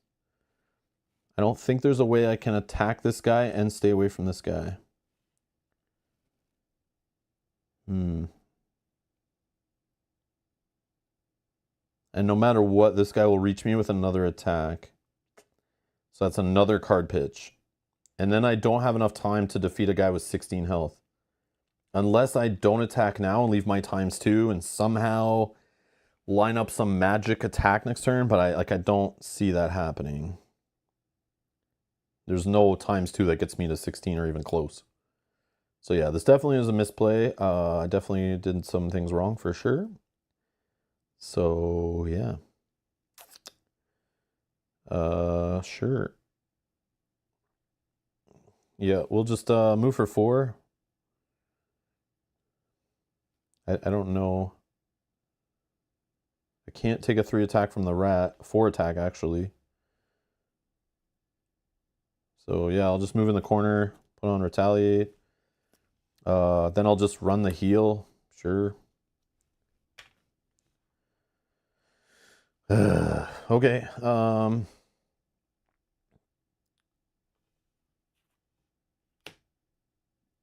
Oh yeah, rat moves for 1, 2, 3. Can't reach. Okay. I would love to long rest here, but it's not. I think I have to short rest. I have to, as much as I want my items back. I think I just short rest. I don't see a world where I can't. Yeah. So Mark says, yeah, early initiative was bad. You had good chance to kill it before it did anything. Would have been fine. I know. Yeah, sometimes it's just down to a roll, but it's, again, 20-minute, game. It's like whatever. 1, 2, 3, or sorry, 0, or sorry, minus 0 plus. Minus. Sure, whatever. Sure. Okay. There's my new cards. No heal happening. All right, so I'll just play those cards, obviously. Very limited options now. All right, I'll say 2. Circle 52. And plus is 80. Okay.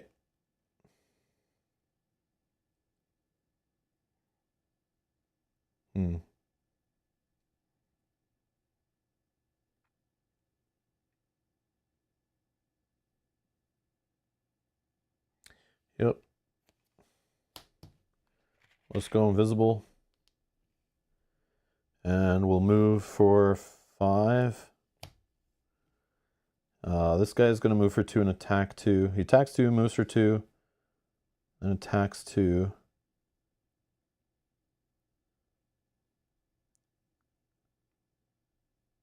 One, 2, 3, 4, 5.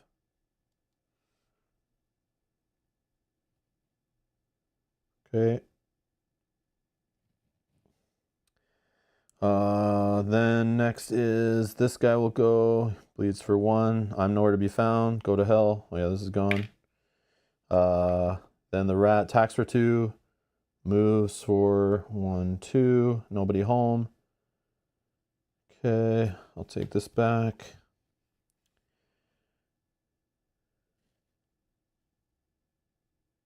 I mean, we got a YOLO here on the rat, right?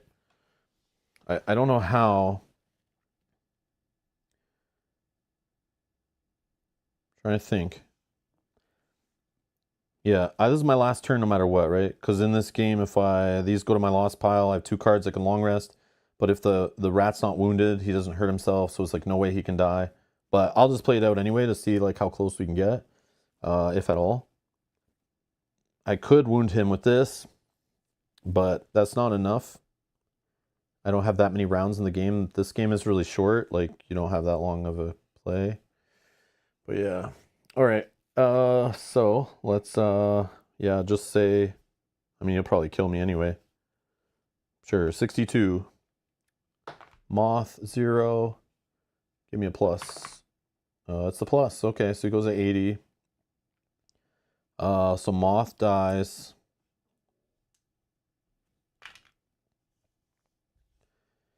And then it's our turn. I'll move for 2. Yeah, if he had poison also would be nice, but whatever. Then I'll throw this card away. Yeah, I don't even have darkness for this. This is so lame. I don't know how this number lines up. I need to like do this early in the game to have the darkness apply, but then it's like, then I lose a card. I don't know. This is rough. I'm not playing this correctly, obviously, but 3.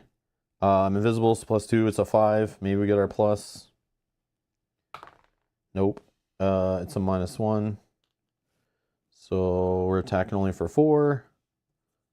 So we get the rat down to 12. Oh, we're close, guys. Only 12 more health.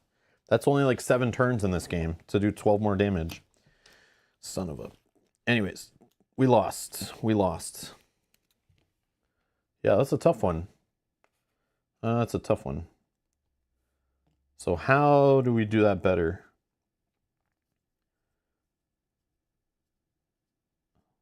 Like, once you have to throw away a card in this game, you're like, you auto lose. I don't see how this a way to win in a game that's not multiplayer. Like, mathematically, it just seems weird unless I'm like missing something. Maybe other characters can throw away cards and still live, but we all have the same amount of initiative, or same amount of cards available to us. That I don't get. I feel like every time I have to pitch a single card to prevent damage, or 2 cards, two A cards from hand, discarded, or... That's the problem, I think, is I'm not holding cards in hand to prevent damage. I always toss one from my discard pile. And maybe that's where I'm falling apart. That's like my mistake, right? Now that I think about it. Because your option is discarding 2 A's to prevent damage, or 1 B from your hand to prevent damage, or 1 card lost to prevent damage. I think it's the losing a card is auto losing the game. But I think if you could maybe do the, you know, 1 B from hand maybe is like best. I don't know.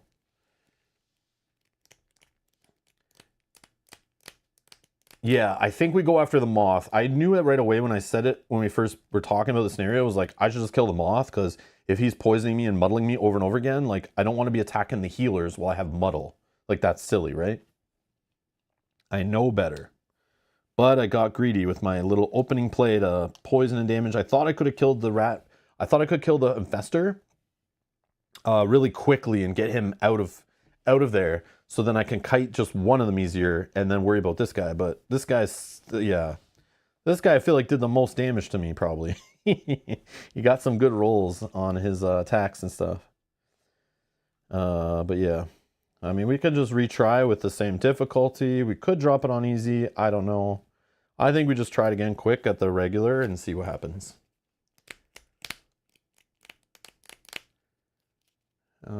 Tip number 1, do not take any advice from C. Mitch. Oh, okay. No, it's all good. I am always open to recommendations. Like, the Haven games, there's always people who are like, you have to play this card, and you have to do this. Rob, when you're this, you always must play this. It's better. And I know all these things. I know there's like better options. Sometimes I forget.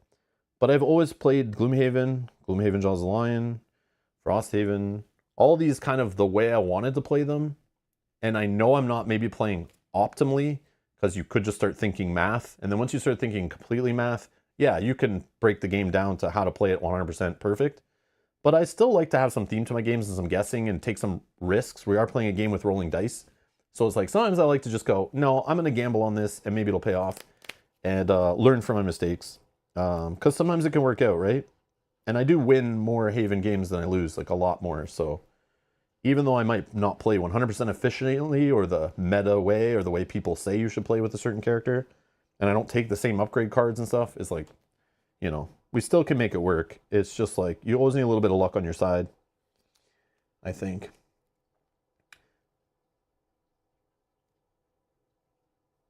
Isn't it one side A or 2 Bs? Oh, maybe Locator, maybe it is that, right? Yeah, you're right, you're right.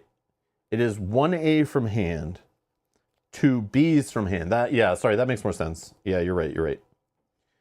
You're right. That makes sense, because you're giving up like basically 2 cards no matter how you do it. So if you throw away an A, it's like you're throwing away an A and a B. If you throw away 2 Bs, that's like a whole turn. And then 1 card from your pile here is also a full card, like 2 sides. Yeah, you're right. I said it backwards. I said it backwards. Start the first fight invisible. So then the enemies don't move. And I literally start turn 2 in pretty much the exact same position as turn 1 with nothing changing in the game. Except for maybe my position where I am on the board. But it's a whole turn done with no damage dealt. That's scary.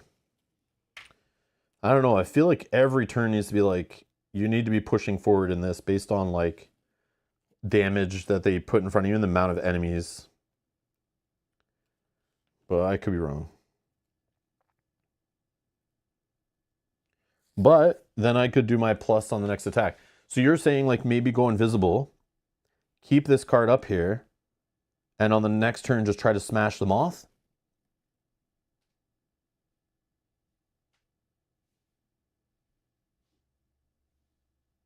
No, you have invis status on your... Oh, it's a joke. I get it because I didn't clean up. I see, I see. Mark, you're not helping. I'm just kidding. Okay. I mean, I could do that, though. That's not a bad option, right? Go invisible. 1, 2, 3.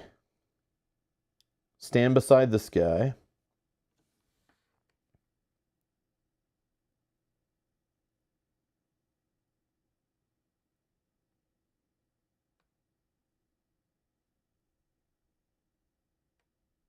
And I just never know if that's like a space or not.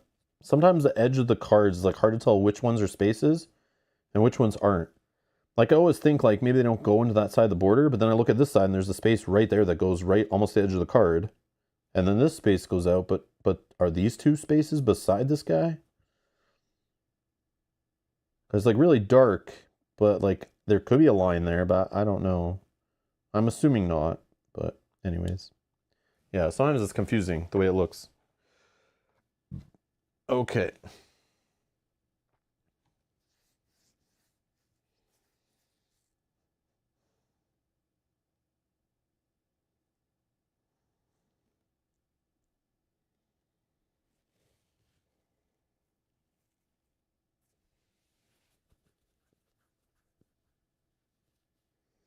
Yeah, Greg says with the backstab bonus, maybe you could take the moth out one shot. Yogi says no. Oh, it's not a space? Yeah, yeah. Yeah, okay. I'm not gonna treat it as a space. I see this one's not a space because like it's cut in half. But yeah. But then again on this side, like it's obvious on this side. I don't know, it's weird. It's definitely weird. Okay. Because the moth's only 8 health. So if I run up invisible and I have an extra +2,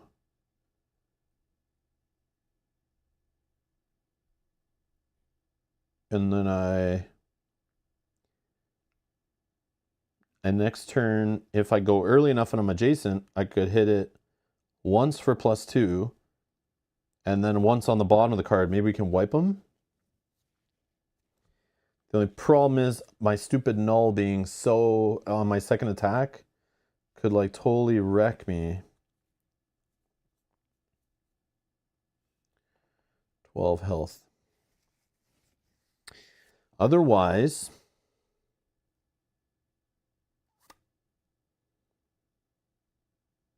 to get beside the moth,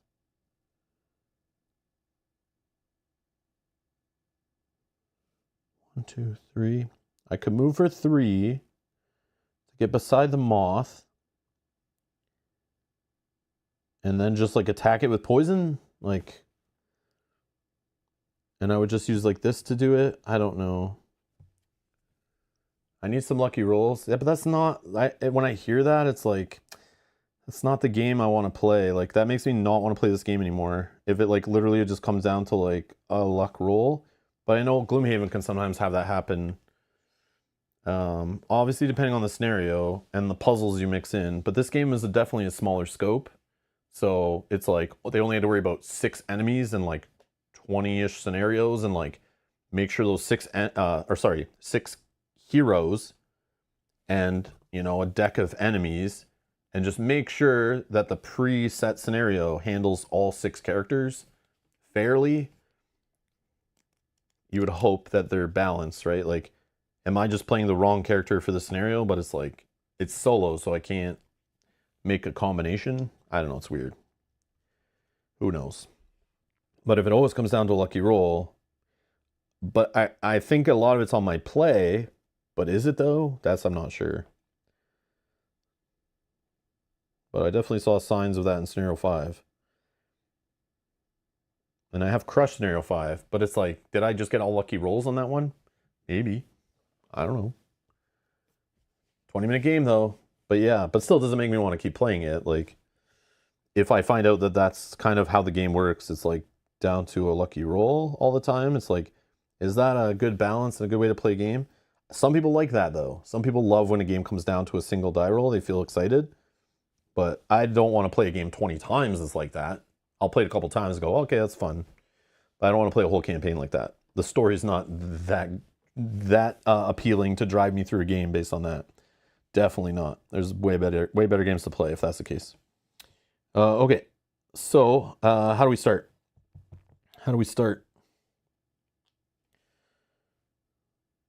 I'll try the invisible thing. I don't know. Let's just try some different stuff. And then, yeah. Yeah.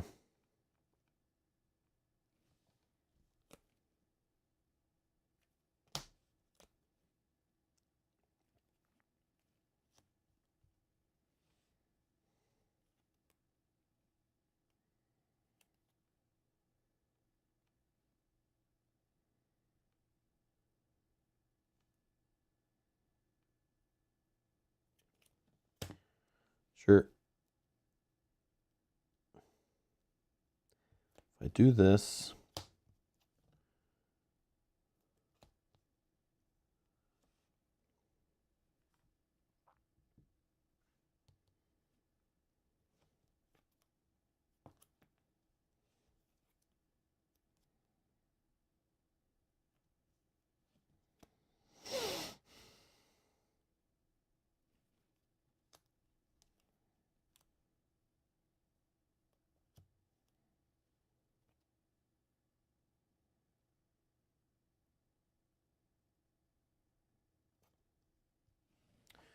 I don't know. This is weird, but sure. All right. Roll plus. Roll plus. Roll. Circle. Okay, we'll just go invisible. And then we'll move for 4. Okay. This guy, nothing. This guy, nothing. This guy, nothing. Okay.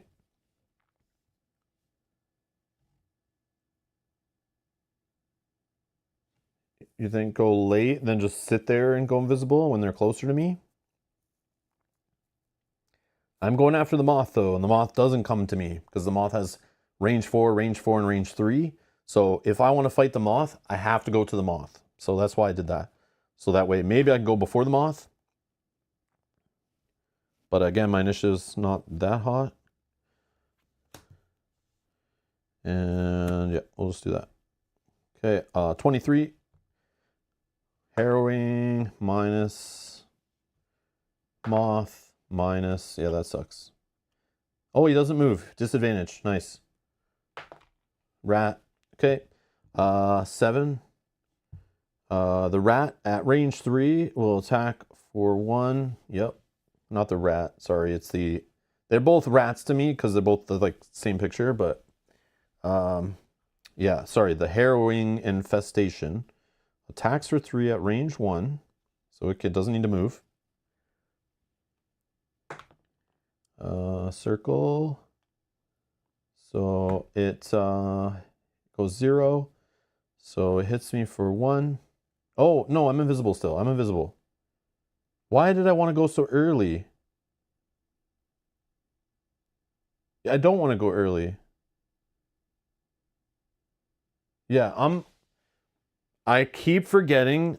I don't normally play characters with invisible, but I've played with Mel enough in Haven games to know the invisible thing that you want to go really late because, especially in this game, they don't do anything. So yeah, why am I picking my earliest option? Force a habit, guys. I always forget about the invisible because I'm so not used to it. But yeah, you're right. I'm 60, sure. Yeah, I totally forgot. Totally forgot. Yeah, I don't know why I keep doing that. And then I look down and go, oh yeah, I'm invisible. Like, why did I go? Yeah, and then I just keep going. Like, yeah. I know. So many comments on that. And yeah, it's something I definitely keep forgetting. And I think about it after. And I'm like, I'm a dummy. And then I do it again and again. Yeah. So bad. Okay. So we're going to go 60. Either way, he went and doesn't do anything.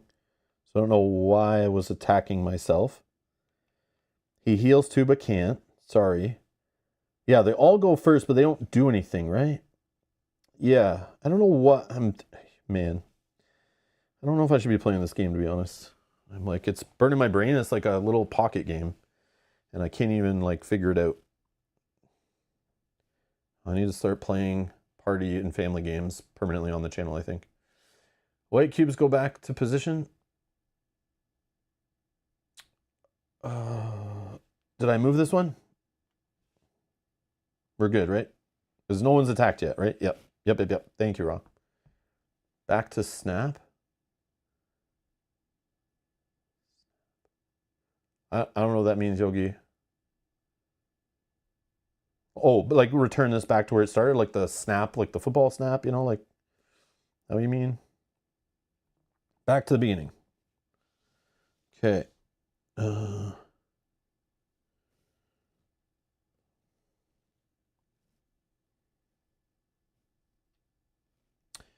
Okay, so it's our turn. I guess we attack first on him with poison, right? Attack for 3 plus 2. 5. A minus, so it's 0. So this guy's down to 3 with the poison. Now we just hopefully don't whiff on our bottom attack of 3. Please don't roll a minus. No, I mean if you want to play a simpler game, the card game. I don't know what that game is, Yogi. I don't know what Snap is. I don't really play party and family games that often, so I don't really know them all. Maybe they call that game Sorry in Canada. There is a board game Sorry that I remember from my childhood. I don't remember how it works or anything, but I'm pretty sure that was a game I used to see commercials for when I was younger. Okay, what's this? 0. So where were we? That was us attacking on 3. So the moth is dead. Moth is dead.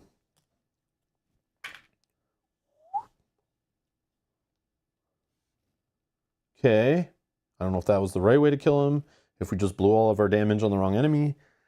I don't know. And this is back to hand. This is back to hand. And at the end of our turn, we're no longer invisible, right? Yep. Sorry. There is a real game called Sorry. Okay, so our turn is done. That's the end. Oh, and I didn't move this down, right? And that's it. I think we're good in game state now.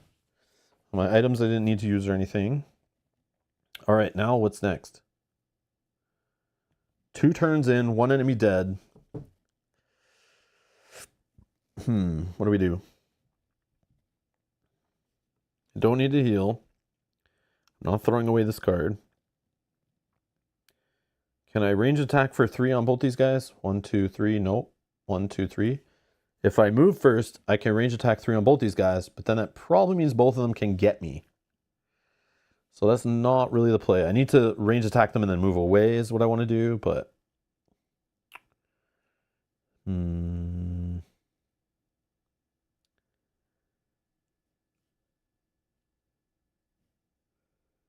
I could just go down here and try to work on this rat by trying to do an attack of 5 on it maybe or something.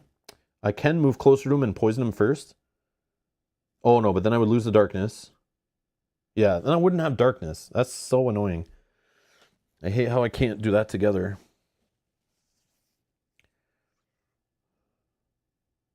So I would have to move 4, go here. Turn on retaliate would be not bad if this guy attacks me. And then maybe I can slam it for 5 while I have darkness in hand. And go at 11. That way I'd be out of range from this guy. 1, 2. Oh, no, maybe not. Yeah, I would. 1, 2, 3, 4. Yeah, I'll go at 11, I think. Go range, but late maybe. The only problem I worry about is this rat. If he goes for 3, which it seems to be often, I don't know why. If he moves for 3, he can come and hit me for 3 if I go late. And this guy, we definitely know he can range attack me for 3, or he could move for 2, that wouldn't get me, and move for 2, that wouldn't get me. So I could avoid the little rat maybe, and maybe avoid this guy. That could be a play. Or I just go after this rat. I could go after this rat, move up to where he is, hit him, hopefully hard, and then I have retaliate, so when he does attack me, which could be only once, but he'll get hit back.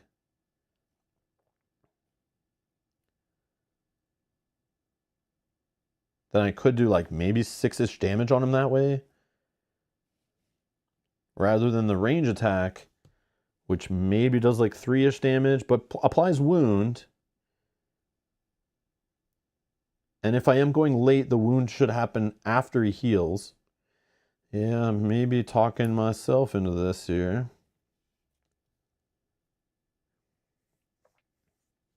Seamish says, my internet is terrible today. Yeah, you need to turn off the downloading of your adult movies while you're watching my stream. That's the pro tip. Or your illegally obtained movies. You need to turn those off, okay? Or stop the 7 Netflix streams you have going at the same time. Stop trying to watch like Amazon, Netflix, and Hulu all at the same time. And yeah, end my stream, and then you won't have that problem. Just kidding. Just kidding. Just kidding. Yeah, YouTube uses the same server infrastructure. Or go on your roof, you know, your antenna that you used to get internet. There might be some tree branches all stuck up in it. If you're doing melee, you can add venom. I can, true. I can poison him. And then he won't heal.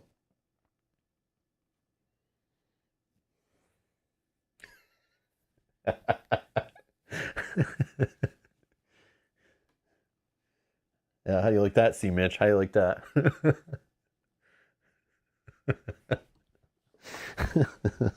Oh, I just lost a member. All right. Anyways, okay, we're gonna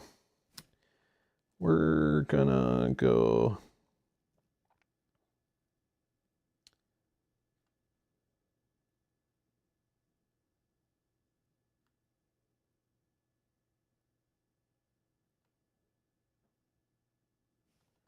I think I do it actually.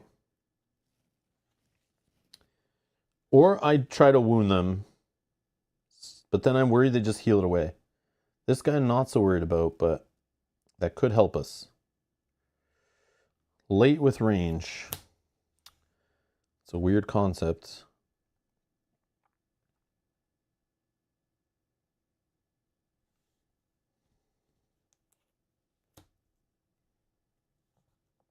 $95. Let's try it. I gotta do it. I gotta play like different than I normally do. I know that's part of my problem. Okay.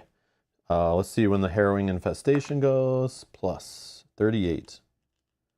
So he'll move for 2, attack for 2.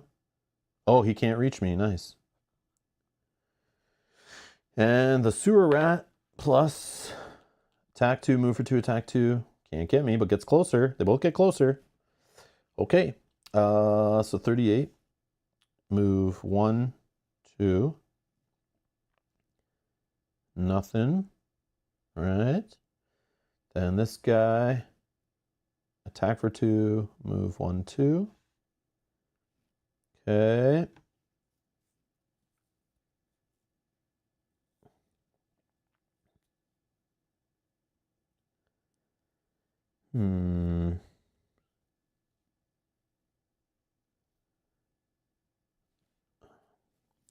Do I apply poison first and not move? Or do I wound them both and then apply poison? And oh, I would have to move first and then the poison's after. And the poison's only on an adjacent, basically. So I can't apply poison right now because it's only range 1. Yeah, never mind. Yeah. Yeah. Have you tried power cycling the modem? Have you tried rebooting it 3 times? Do you know what the reset button looks like? Do you know where your fuse box is? Just start flipping switches randomly. You'll be fine. All right. Let's go with serrated arrows. Let's attack first the little rat. We get a -1. So 2 damage. Wounded. Big rat. Come on, give me the freaking plus, man. Circle. So that's 1, 2, 3 damage. Wounded.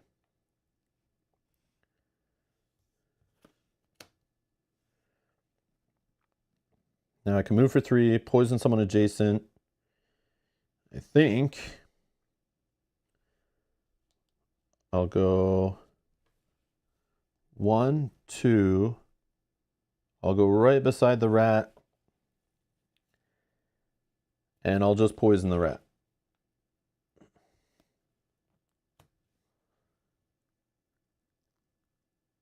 Done.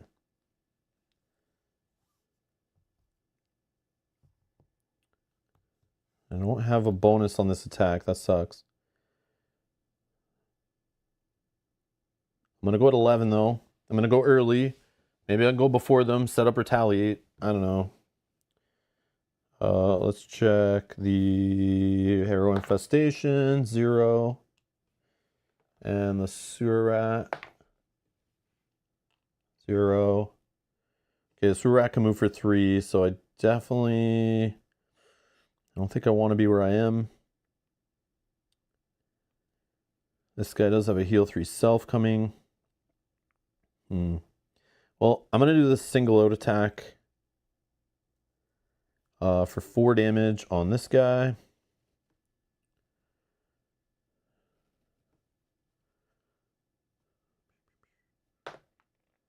-1. So that's 3 down to 4 damage. I get retaliated and muddled against.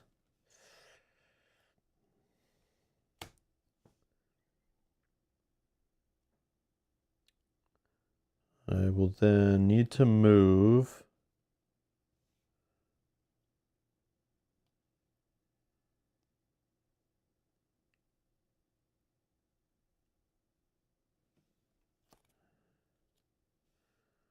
Retaliate. Rat. Wound. Move for 2.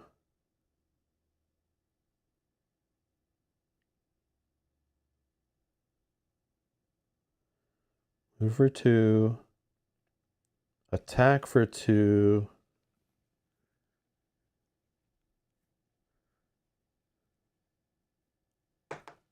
Plus, yeah, of course they get the freaking +1.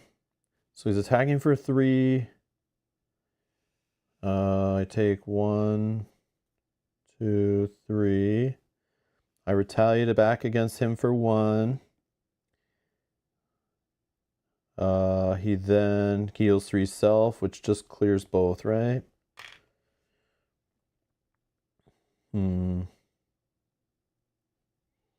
then this guy. 1, 2, 3. Is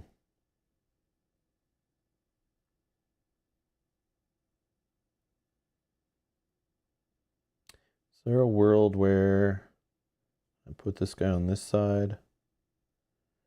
And then this guy would need to go.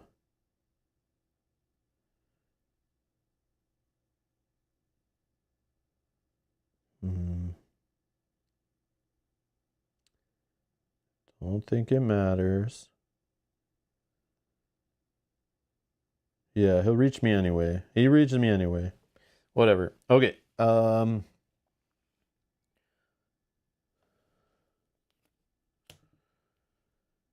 Then I long rest.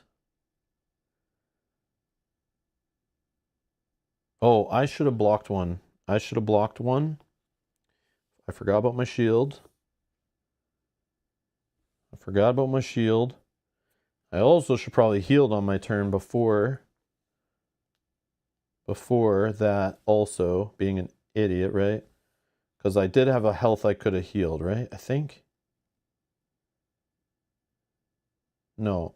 Yeah, because I got retaliated on my turn, and I could have healed after that. Because I know I'm in a long rest, or a chance of long resting, so I should probably use that before that. Yeah, I'm on a long rest. I forgot to use my items before a long rest. I definitely should do that when possible. I'm on a long rest. Let's let him pound me a little bit, but it might be okay. All right, 99. Rat, or infestor, sewer rat. Minus. Well, that sucks. Oh yeah, this guy should have 1 more damage, right? Yeah. Oh, wound rat. Yeah. Okay. And then 16 and 3. This guy's going to go at 3. He'll move for 2. Retaliate with poison activated and heals to self. Wait, this guy was not on the right health, was he? Yeah, he was. Because I range attacked him or something. Yeah, I did. So heals 2, back to 14.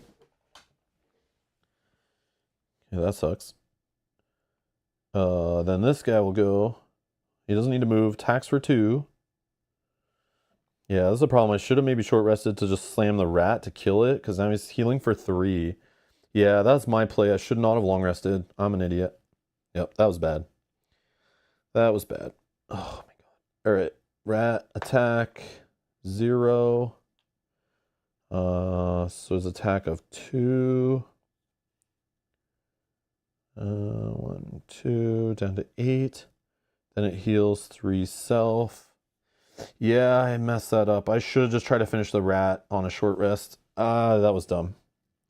Yeah. Yeah. I think, right?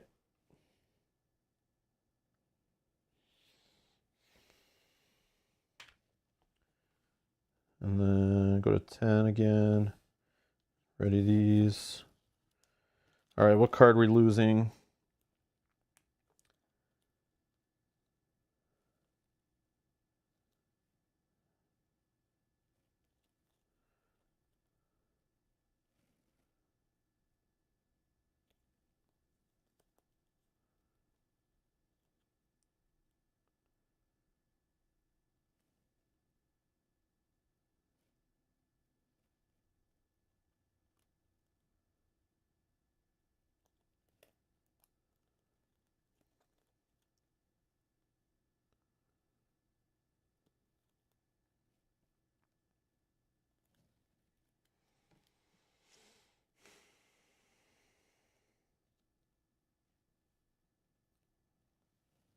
Oh, let's try that one.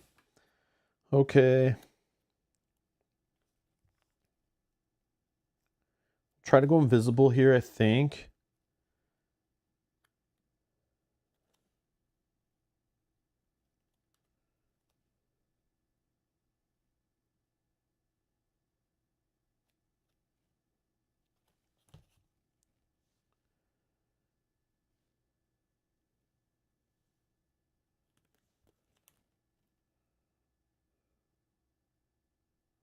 I don't know if I do my lost card. That's kind of nutty.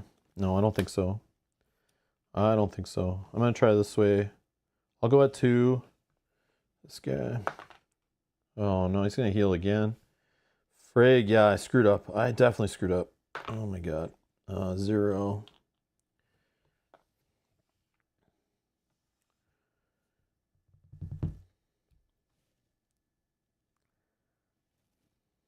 Frig.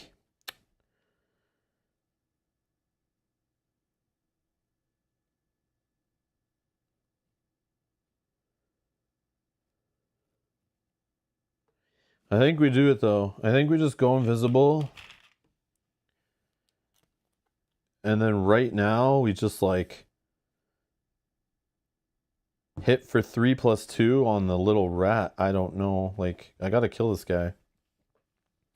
And I know I'll get my ×2 when I don't need it, but yeah, I gotta try to kill the little rat. No, I didn't get it. 0, but that's fine.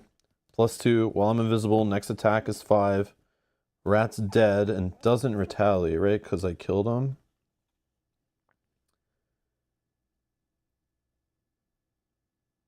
And then this will return here. This returns here. Okay.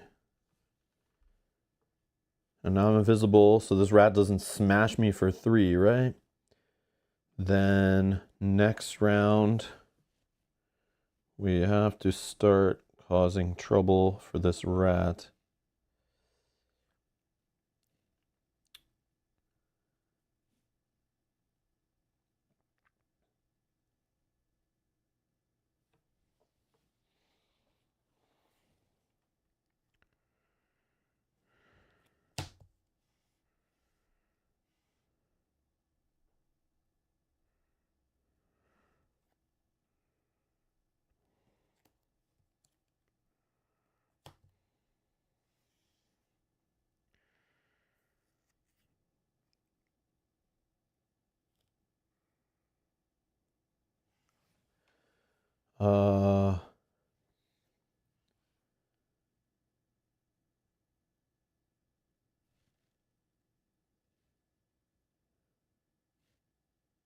I'm actually, let's go late.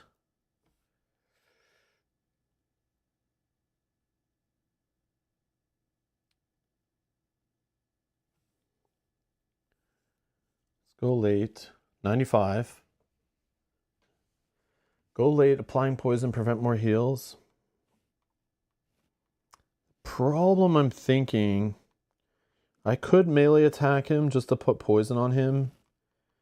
Or I go late to get wound on him. I don't know.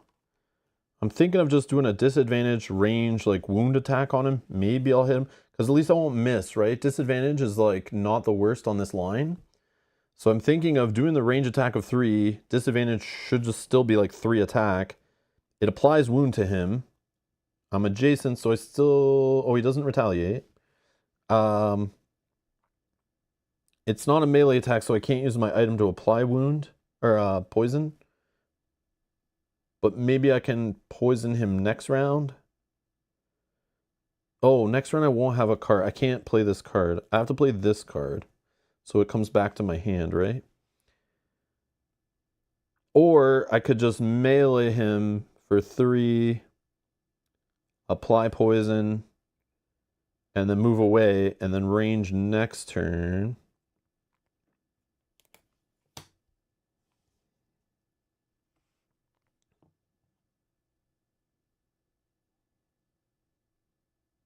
If I go at 60, is that late enough? I was going to go at 95, would make sure that I definitely go after him.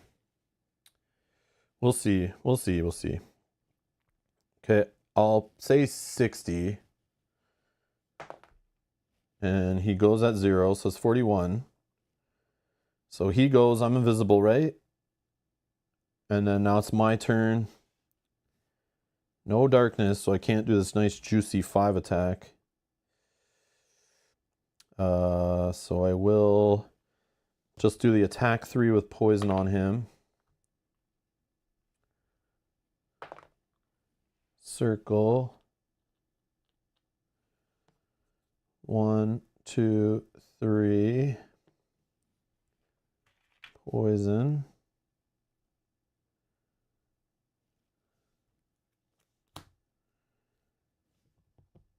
I don't need to move, right?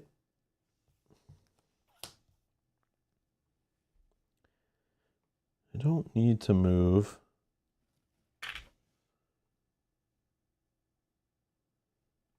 Okay.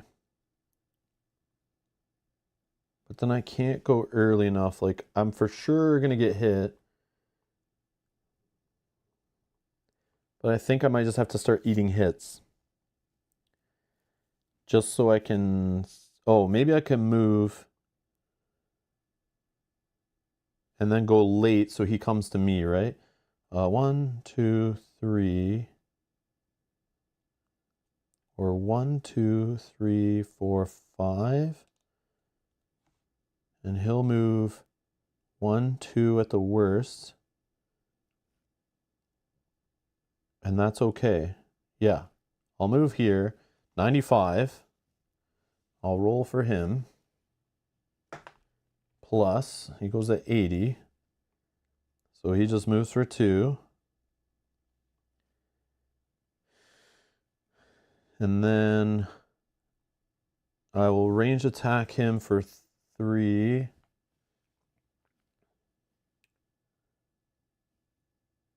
Yep. Plus, nice, finally. So this is 4, 5 with poison, right? So he is, whoa, 5, he's down to 6, right?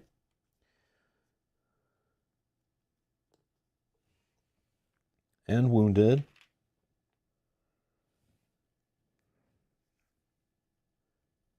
Yeah. And then I will move 4 and retaliate 1. but it doesn't matter because he already went.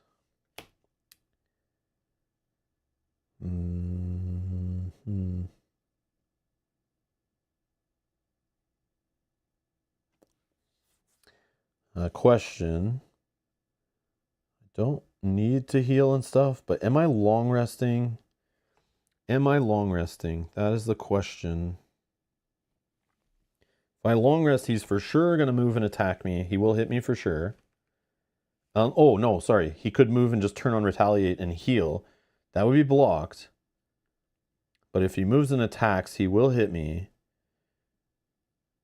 And it could poison me. But at least he'll just damage himself in another round, and I am prolonging the game, which makes wound in my favor.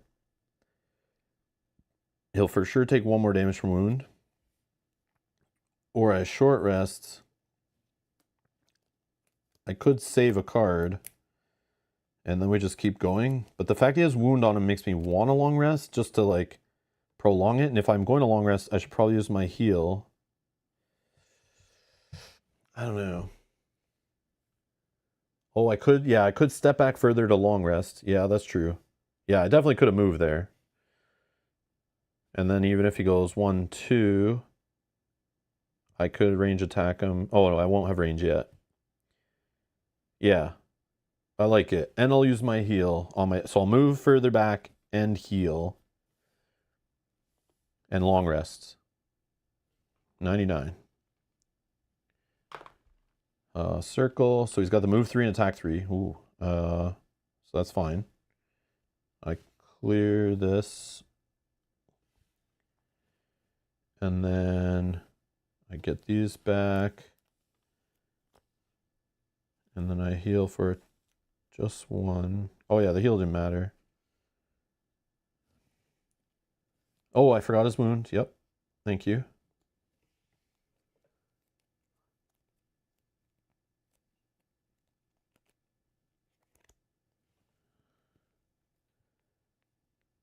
Okay. And I'm trying to play so careful so I don't mess it up. Because I see the end in sight, but I don't want to mess it up. Where like I get hit, throw away a card, and then I'm like crying. Yeah, no. Okay. So now what do we have? We can throw away 1 card and keep 2. What's the best play here? I can use this to go super early. I can move him on this trap for 1 damage. The poison... Oh, I can disarm him. I can disarm him with this. And then attack him for 4 with poison.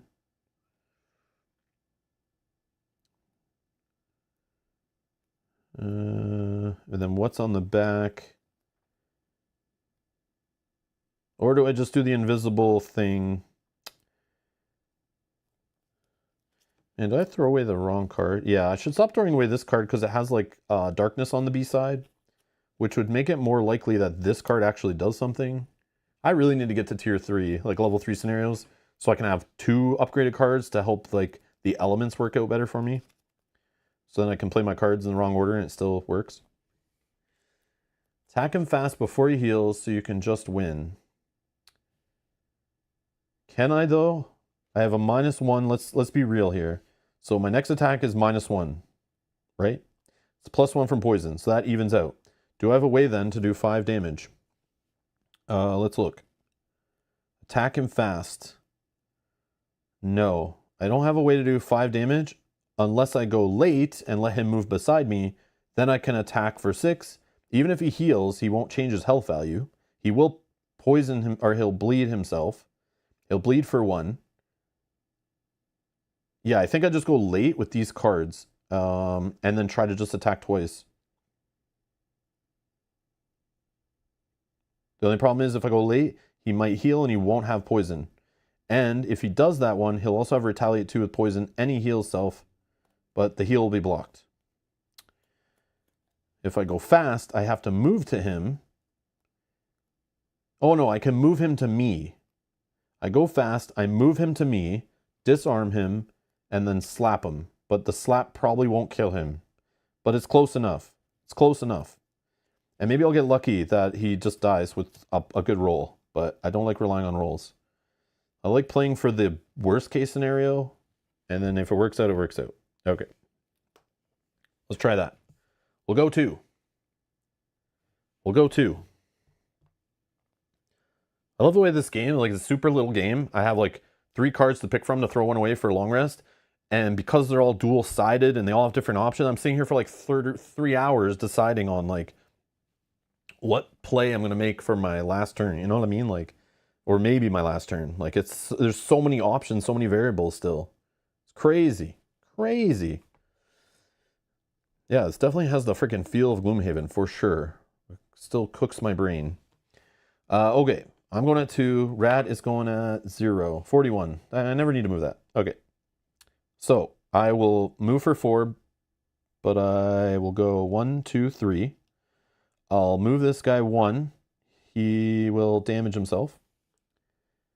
And poison happens, but it doesn't. So the fact I could move him onto the trap didn't even put that in my mind. But he's adjacent to me. Oh, he's also disarmed, just in case things go wrong. Then I will attack for 3.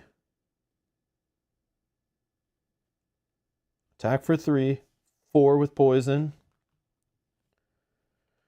As long as I don't roll a minus, he's dead, right?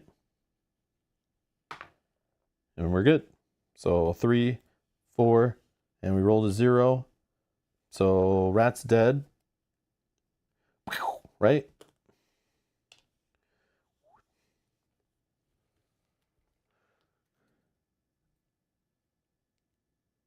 Technically, you can only move adjacent enemies. Oh, yeah, you're right. You're right. I should have just moved to there, right? And then I can move him, like, slide him over. Yeah, I don't know why I was... You know what I was thinking? I keep treating it like it's a pull. Like, I tried it like it's a pull there. And I'm thinking I have to pull him to me. So I can't move him left to right there. But that is not what that card does. That is not what that card does. It's just 1 adjacent enemy, move for 2. So I just have to be adjacent to him, and then I can move him onto the trap and keep him adjacent to me, right? Yeah, good catch there, good catch. Yeah, I was treating it like a pull, so I thought I had to be on the other side to pull him to me, but that's not how that is. All right, we freaking won that one. Sweet. Sweet. After try number 2. Try number 2. All right. You defeat enough of the creatures that the rest scurry away back into the walls. Excellent. I will direct you to the dumbwaiter, King Button offers. Be warned, though. The upstairs is also a bit overrun, and the last people use it didn't fare so well. Good luck. So Silent Knife plays scenario number 9 back in the walls. Mark says, full HP. Next scenario, hard difficulty? No. No. You're crazy, man. Why would we do that when we can play on very hard instead? No, I'm just kidding. No. That was our second attempt on it, right? So the fact that we did so well, I think it's because we played careful and we learned stuff on the first play. How not to just rush in and get killed. Oh, Seamish says knife is pronounced Kanifi. Oh, that's correct. Yes, sorry, my bad. I always mispronounce that. Silent Kanifi. Or does it mean the K is silent? The silent K Niffy? Maybe? I don't know. Anyways. So we're playing Scenario 9 back in the walls. We now have access to Robin's Feather Arrows. During your single target range attack, so consuming fire is a possibility for us. I could add, but I don't have single target range attack, so this is not for me. I only have a 2 target range attack that I know of. Nightshade's Pollen. After an enemy's attack, consume darkness or earth to poison that enemy. I mean, that could work for us. That could work for us, but do we need more poison? I mean, I guess you can never have enough poison. I don't know. Okay. We also now have access to, because we're skipping 7, which obviously is the Mind Thief scenario. Drop of healing potion during your turn. Oh, hello. Heal 3 self, you say. One-time use? Or volatile powder. During your single target range attack. It's not for us. Not for us. Oh, the whole... Oh, so it's just silent. I get it, I get it.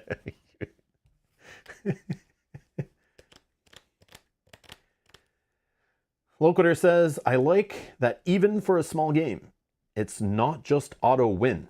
You have to think about it. Yes. And not even auto win. It's like,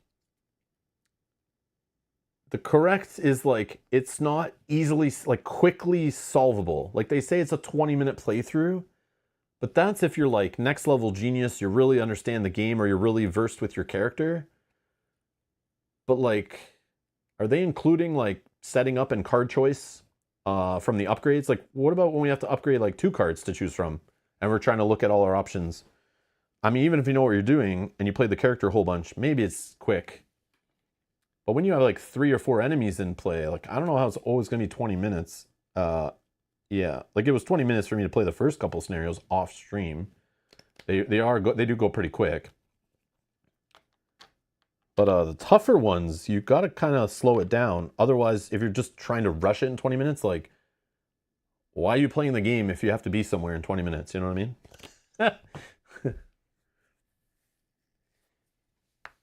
Yeah. Minion says 20-minute playthrough is accurate. They don't say successful plays will be that long. 2 card upgrades on stream. Lock in an hour discussion. Yeah. Should we save that for another day then?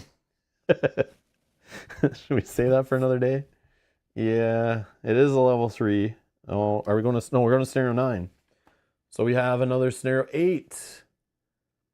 Fishing, hook, and line. During your range attack, add 2 pierce and 2 pull.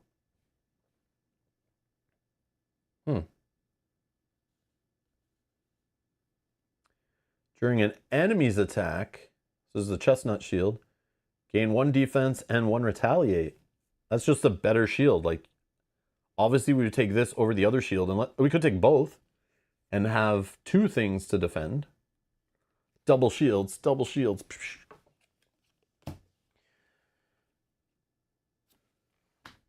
And here is the scenario.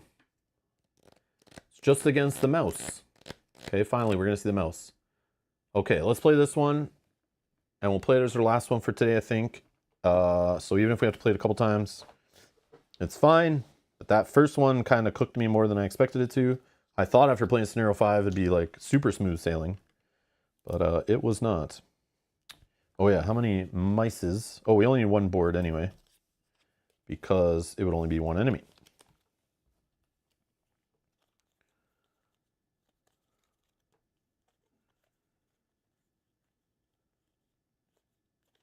Okay, did I... Yep.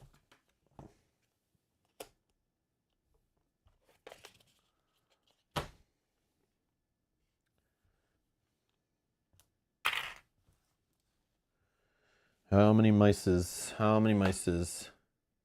4 mices. 4 meese. 4 meese. Oh, purple. We have difficult terrain? So 2 movement points to move through, I assume, in this game? I've not seen that yet in this game, and I don't remember in the rules reading that before. I'm assuming it is. I'll check. Hazardous.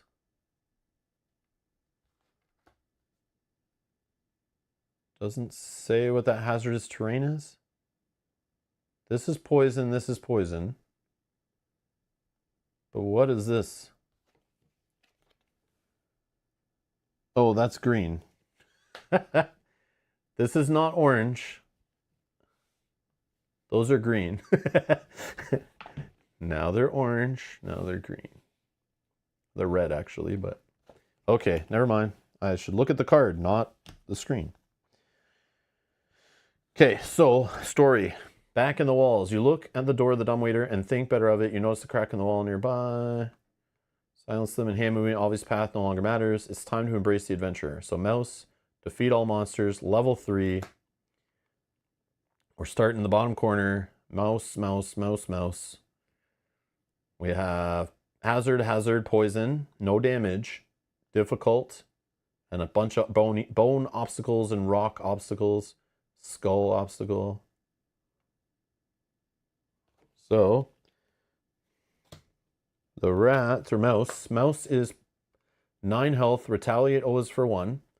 Could go at 6, 19, 46, 2 attack, 1, or 2 move, 1 attack, retaliate with bleed. Move 3, attack for 2, or attack for 1, move for 2, attack for 2 with pierce 2. Okay, we need our red cube.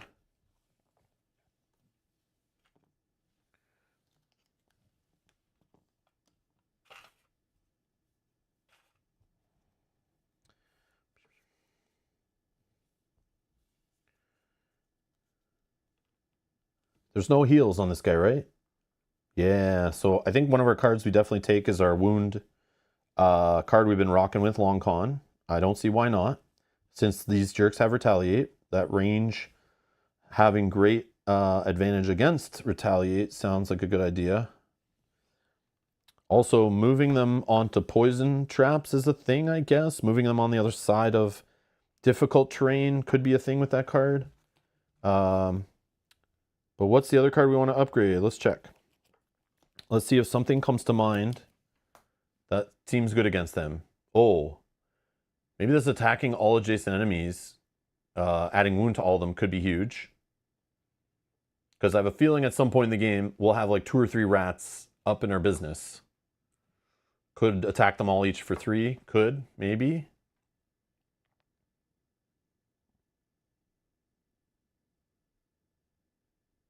And we get to poison and wound them all.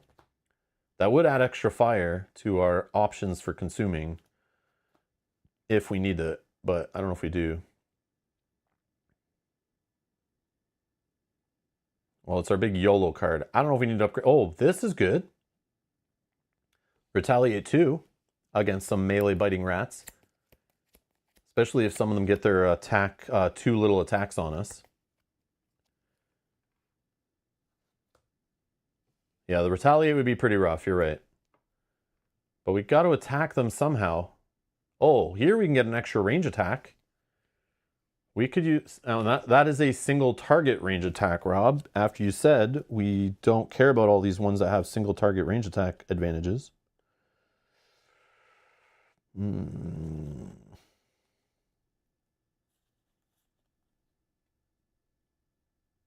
don't care about that. Okay.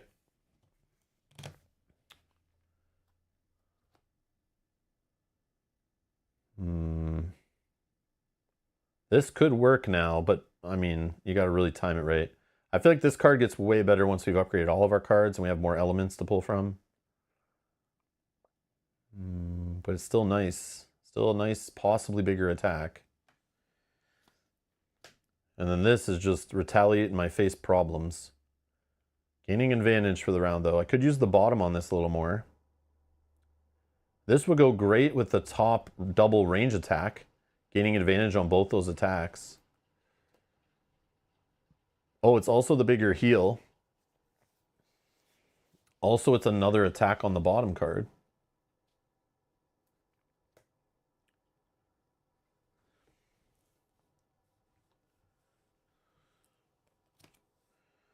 What do we like? What do we like? What do we like? I'm going to put a poll in. You guys can decide the card.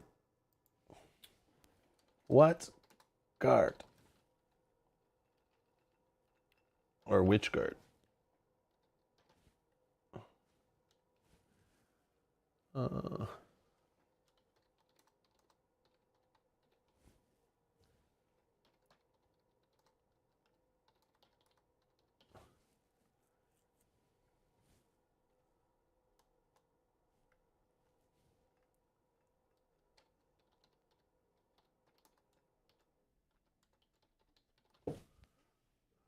I think I got that in right.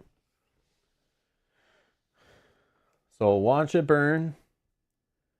Is this 3 attack one adding stuff, or I can move just to add wound to enemies. And it's just my bigger throwaway attack making it larger, but we only have enemies of 9 health. But I mean, that could still like one-shot one of them. And the Retaliate could be good against the enemy if we can go 6 on a turn, which is before them because we tie them on 6 on their best initiative, and we would go first.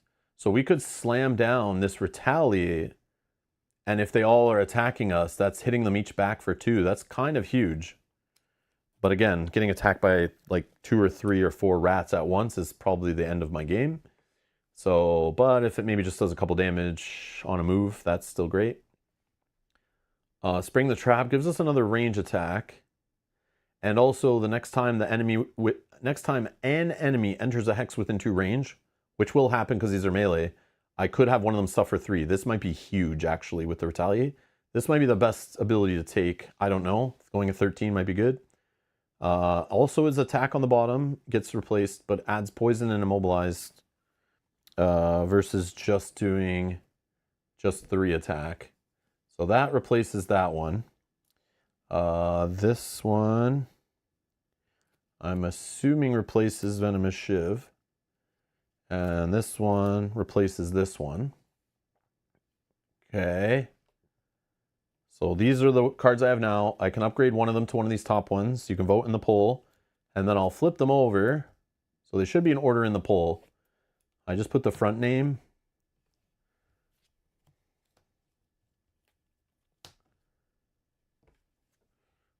So the third option would buff up our heal. The second option possibly gets a nice juicy attack if the elements line up.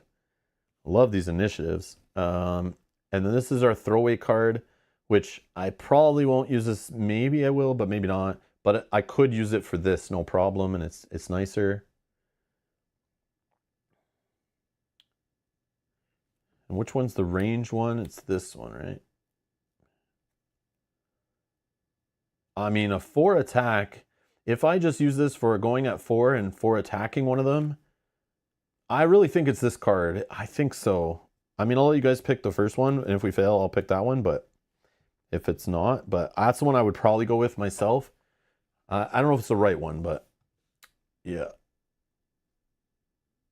Do you get level 3? There is no level 3 cards in the game. They're all level 2, and you just get to choose an additional one to take. And then at level 4 in the game, you take 3 of your upgraded level 2 cards. And at level, it's super confusing. I don't know why they did it that way, but I guess they can only fit so many cards in the box. But and they got to keep it $20. So at level 5, which is the highest level the game goes in a level 5 scenario, you take all of your upgraded cards. Yeah, it's very weird. It's very weird. It took me a minute to like understand it when I was learning the game. I'm like, wait, what? And then the fact I can change which one I take every scenario is kind of also goes against normal Gloomhaven. So it's like a little bit of a learning curve. All right, I'm going to close the poll. Thank you everyone that voted. Thank you, thank you, thank you. And watch it burn, 50%. All right. This is gone, this is gone. Boom, boom, boom, boom, boom. Oops. There is our upgraded hand. Okay.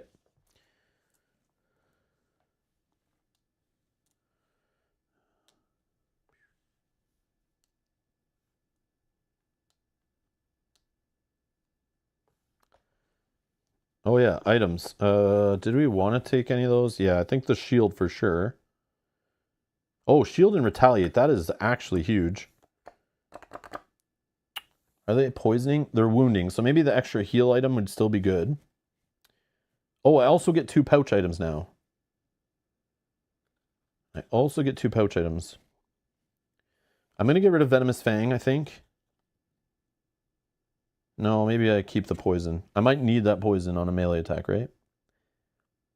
Yeah. Should I do dual shields, or should I take poison and a shield with retaliate? I don't know. I'm worried I'm going to get attacked so much that the extra little shield might be enough. Like 2 defense might be the play. And then I keep the heal oneself to get rid of the wound. I didn't use the poison really last game, but this game I have more enemies and I'll be attacking more with attacks that don't apply poison. They don't heal, so the poison I put on them will stick. So maybe I don't need a way to apply it again. I don't know. And there are hazardous, or sorry, there is, yeah, hazardous terrain that does apply poison if I can move them onto it. Yep. Oh yeah, extra HP for sure. And then you're saying I don't forget this card. Yeah. So this will have a better attack modifier thing. Our miss is still on the second thing. Our ×2 is still way at the bottom. Oh, we could turn invisible. That changes things too, right? That makes it so this, like, I don't necessarily have to play this to line up the throwaway. So maybe if we get our second time around and we turn invisible on that, we can play our throwaway without having the other one available. That's interesting. Maybe. Yeah, I'm going to take this heal 3 potion as my other trinket. And double shields. Double shields. Or maybe the poison to help get these guys off the board faster. I don't know. They're only 9 health. But that poison could be the difference from, like, killing them in, like, 1 full less attack, maybe. And that could speed things up, but then shield could keep me in the game, like, 1 extra turn. You never know. Yeah, let's do the poison instead of the regular shield.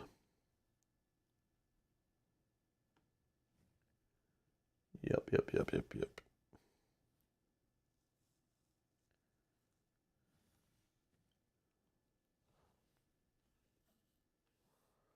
Okay. So we got 1 rat up in our business already, like right here. Maybe we can kill that guy before we have to deal with the other rats? Maybe. I could do the whole move to him, move him back, move him up, and he's now poisoned before even attacking him. That open. That then flips to my nice range attack. I think I hold this for a bit. And then I just attack him for 3 on the top. So I'll go at number 2. Yeah. Oh yeah, I only have to roll once for the enemies. This is nice. -1, so going at 6. Oh, they want to... Oh, they only wound for retaliate. I kept thinking they're going to wound me, like, all the time from attacking me. But that's not the case. They still attack me on that one, but... Alright. Oh, I'm at 14? Oh, you're right. It's not just going up by 1. 14 health. Well, that changes things.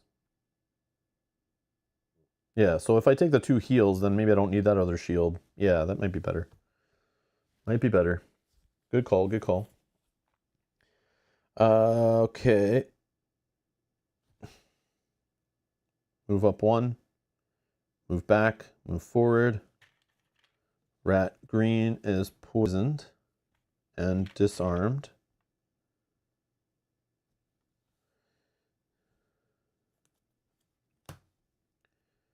And then we'll just attack for 4 because of poison.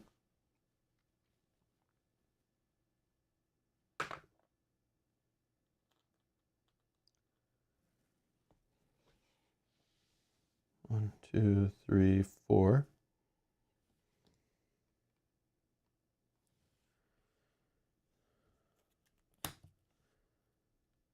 Okay. So this guy doesn't need to move. He's disarmed. Doesn't attack. Blue guy. 1, 2. They retaliate with wound, but... Oh yeah, I forgot my retaliate. Because they always have retaliate. I forgot that one, but I just caught it. Purple guy. 1, 2. Red guy, 1, 2. Done. Next.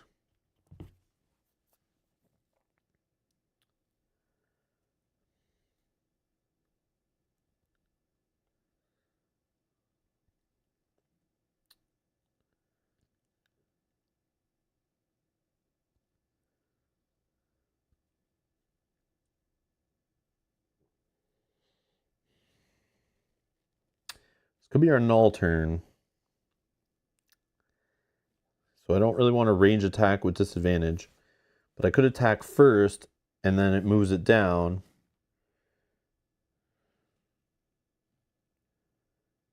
I don't have that many adjacent enemies yet. That doesn't make sense. This card I'm holding, I think. Don't need to really heal yet. But I could play this for the move throwing poison on somebody. Like the blue guy.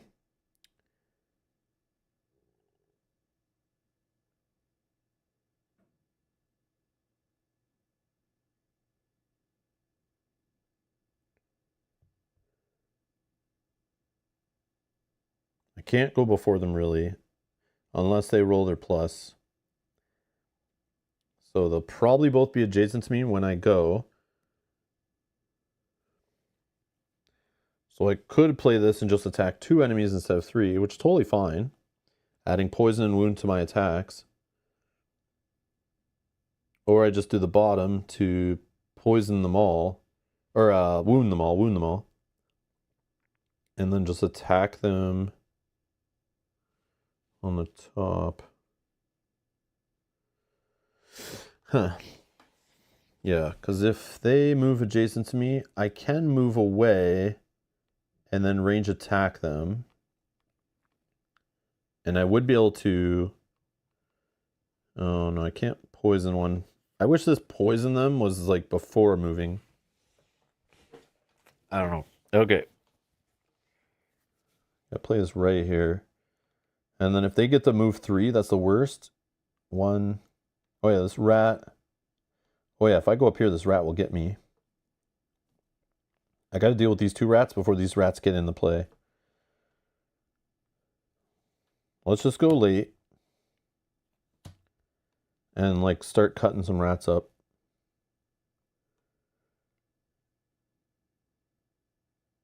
Unless...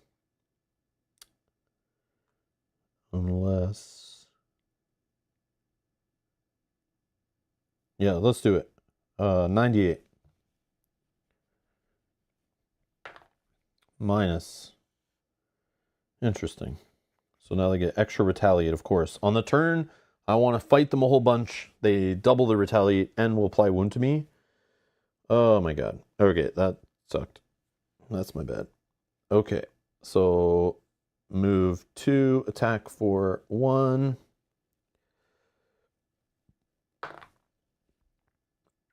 Oh, did I not move this down?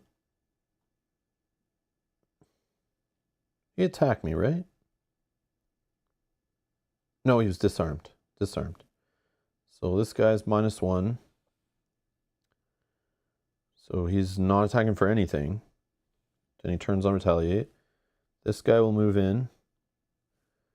He will attack for 1. Also gets a -1 for nothing. Wow. But they both are now retaliate 2 with wound.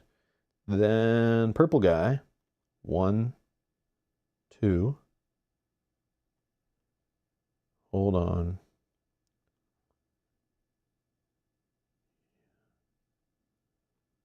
I think 1, 2. I think he's trying to go down to this spot.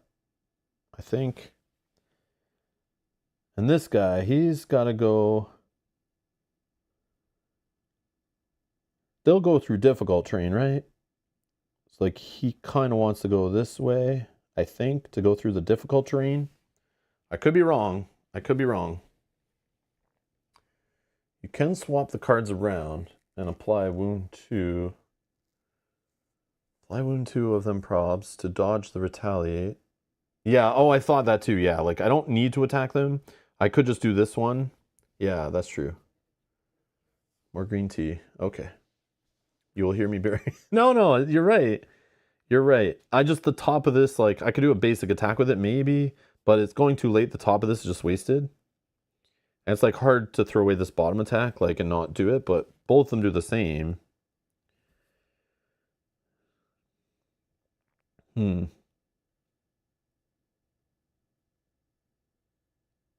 Hmm.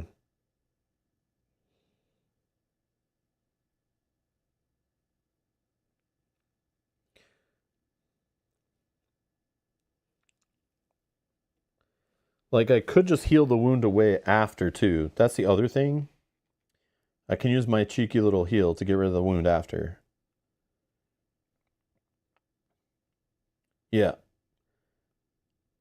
Although, the retaliate, I'm going to get hit for 6 total damage. That might be okay. It might be okay. Because then I can heal for 3 after, too. I don't know. Is that too much damage? Might be too much damage. But again, they don't retaliate if I do kill one, which technically I'd be attacking for 3, 4. If I got a +1 here, which is kind of likely, I could kill this one without a retaliate happening. And then I only have 2 retaliates, but that's living in a magical fairyland world. Yeah, I think I'll just go into the retaliates, but I don't know. Yeah, I'll do it. I'll do it. Since I have like a big 3 heal here, I'll just do it. Okay. So let's go. I guess we'll start with the top. We're adding poison and wound to all of our attacks. And we're attacking all adjacent enemies for 3. So let's start with the green one.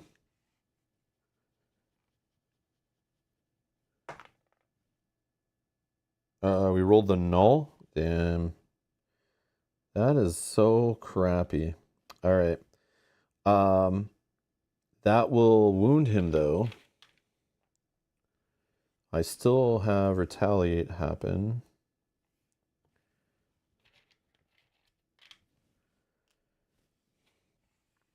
Okay. Then I guess we attack him again for...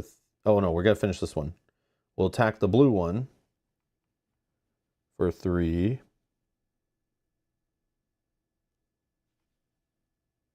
Yeah. Yeah. I should have done this defend and retaliate thing on my shield already. Circle.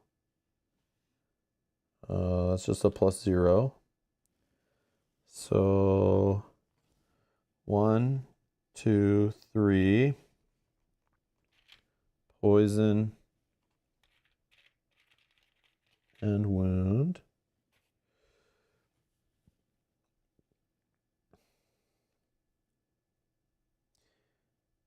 And then we'll attack again on the green. Oh yeah, we'll retaliate. 1, 2.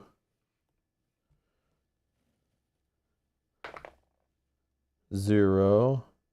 So the green I'm attacking for 4. Of course I don't have enough. Freaking crap. Yeah, is that null? So this puts him down to 1. So he's gonna die.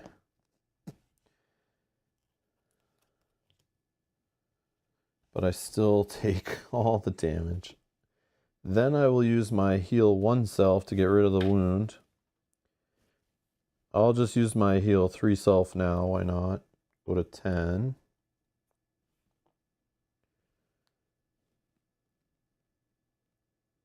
And we'll just chill. Next round, do I want to pull this card back right now? No, I don't think so.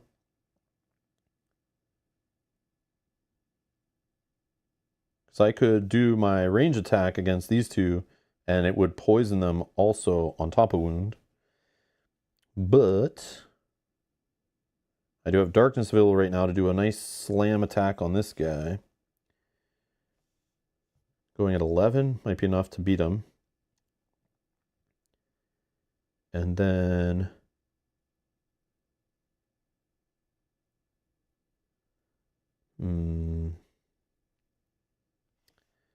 yeah, I think that's what we do. So if that's the case, if I take this back instead, oh, it's the retaliate. Yeah, I'll take this back, I think, and go at 6 to retaliate up. And then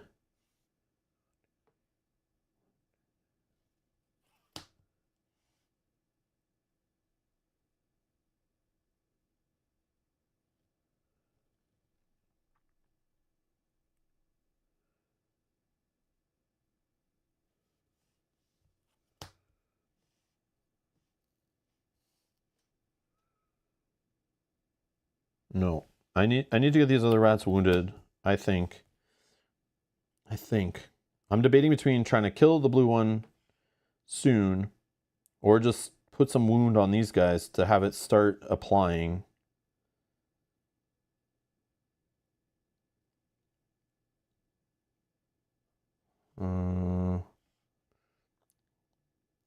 Because what I worry is if I don't play this now and I play it next round, I won't have the initiative to actually range attack them properly.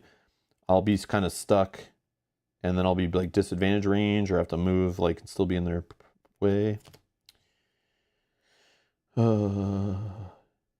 Yeah, let's do it that way. It's number 6. 11, what's wrong? Oh, did I not go high enough on health?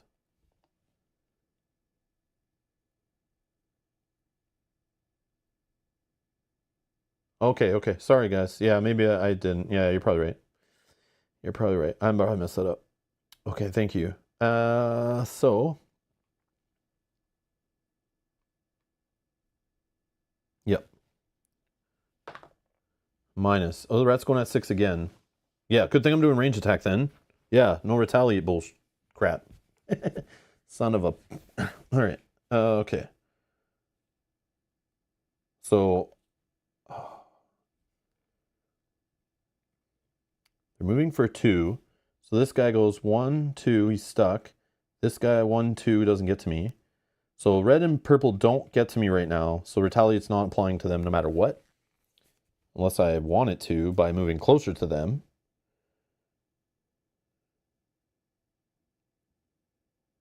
That probably is smart, actually, to move to here to allow those rats to hit me.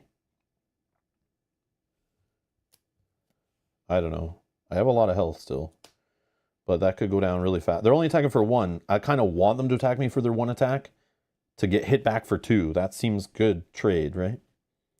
And I got to remember I can make retaliate an extra 1 on another attack. I got to do that.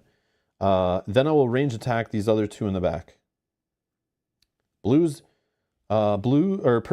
gonna die anyway. So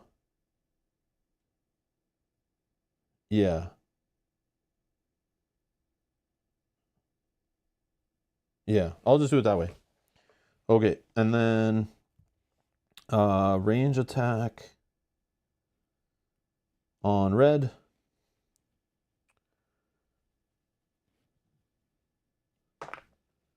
Plus, so it is a attack of 4 on red. Down to 5, right? And then also has wound now.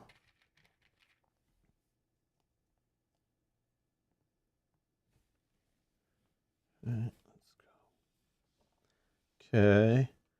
And then I'll attack purple. 1, 2, 3. Yeah. Disadvantage at range? No. I'm attacking red and purple on purpose because they're not near me. I want to get them bleeding as soon as possible. So like as the rounds go, they start losing it. Like these guys are already bleeding. So I'm really just doing this to apply wound, but I'm also attacking further away enemies so that I actually can maybe get a better result here. So this is going on purple. Maybe I'll get my ×2 right here. Oh, that's a cock die. Cock die. Let's roll again. Give me that plus. Give me the plus. 0. It's a 0. Okay. So purple's going down by 1, 2, 3, and now also has wound.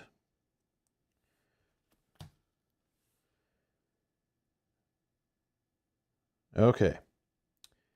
Their turn. Green bleeds and dies. Blue bleeds down to 5. Moves beside me. Attacks me for 1. 2. Attacks me for 2. 1, 2. And then gets retaliate against it for 1, 2. And then they get retaliate and wound. And then this guy, he goes 1, 2. Nope, he's not going that way now. He wants to get in here, so he goes...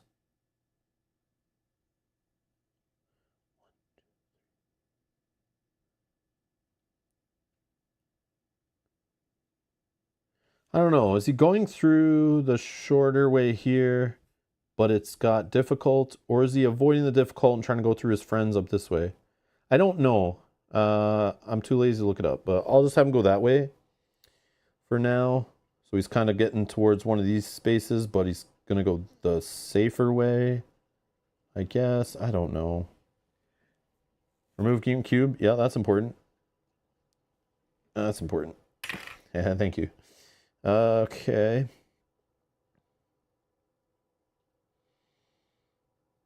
And then red, he moves 1, 2 into the difficult.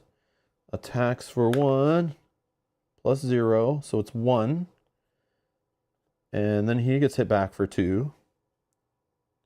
Retaliate for the win, man. All right.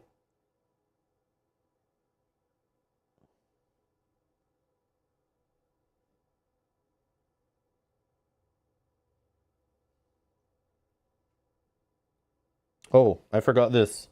Let's do retaliate. Yeah, I forgot the shield on one of them. I'll just do it on that last attack. Go back up to 9. So I block 1, and I'll retaliate an extra 1 against this guy.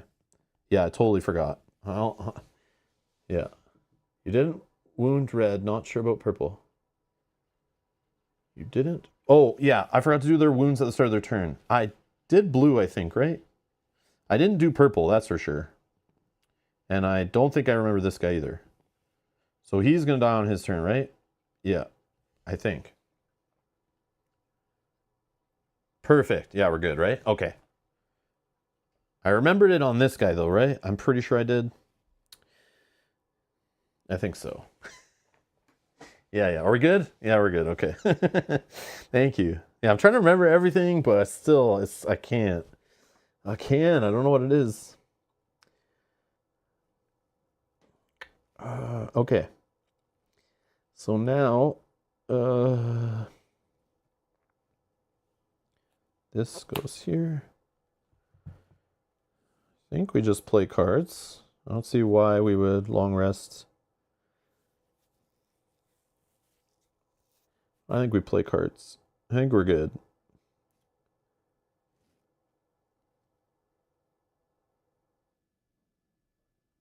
Yeah, I think we're fine. Because I could, like, poison somebody if needed. This guy will die automatically. This guy's almost dead.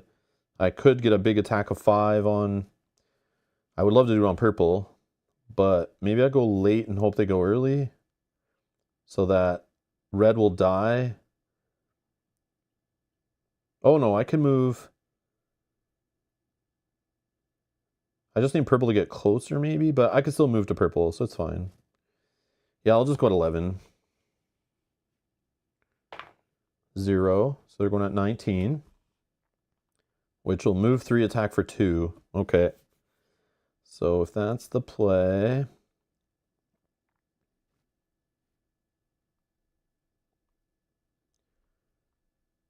I will move 1, 2, 3... I'll apply poison. Yeah, I don't really need this poison item. I don't know. I don't really use it. I'll apply poison to purple. Oh, but then I lose darkness. Ah, this kills me every time.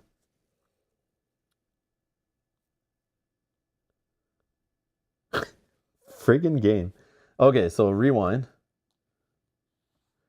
I will instead, I'll use darkness to attack for 5 on blue. Sure. I hate that I'm doing this. And yeah, sure.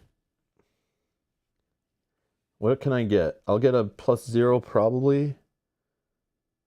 And I'm actually attacking for 6. That's like so overkill.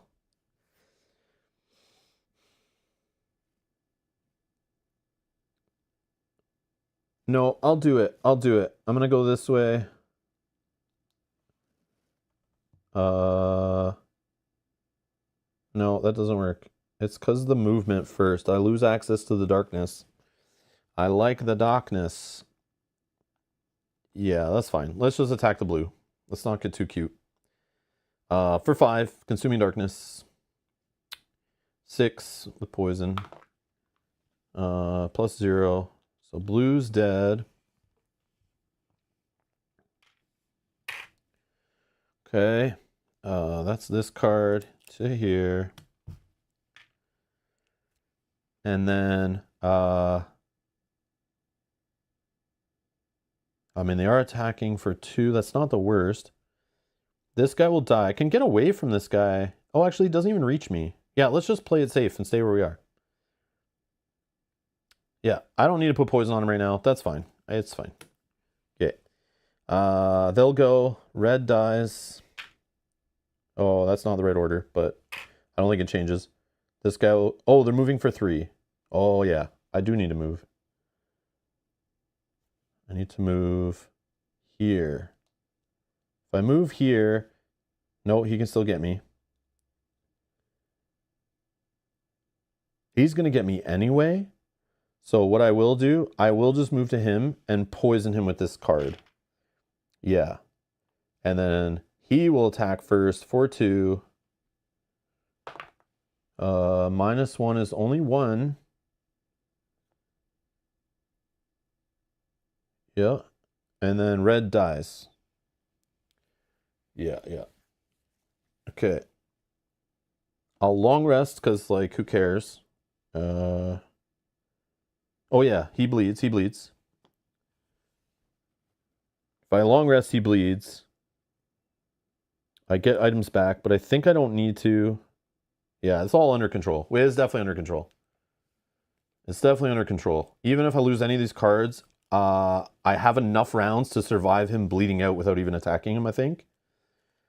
Because if I lose a card, I have 1 turn, cards back, 2 turns, 3, I think, yeah, it's fine. But I'll long rest anyway, because I normally do that, so let's just do that. 99. So this guy goes, he bleeds. Long resting will make sure that happens in case, like, there's no way I'm missing all my attacks or anything. And then he attacks for 1. Plus, he gets +1. So that's 2. But I'll heal that back anyway. And did I bleed him? I don't think I... Yeah, I bled him, I think. Okay. And then I heal 2. These come off except for this one. Yeah. And then I will just get rid of... It doesn't matter. Yep, sure. Okay, then I'll just go the double attack turn, whatever. Going at 23. He will go at 0 at 19. So he goes first, bleeds, attacks for 2. He rolls plus, so it's attack of 3. I will shield it. So it's only 2 damage. I'll retaliate back for 1 on that item. And since we're attacking twice, there's no way I can lose, because even if I get my null, we're good here. So I'll attack for 3. And we get +1. So it's attack of 4, 5. He's over dead. Boom.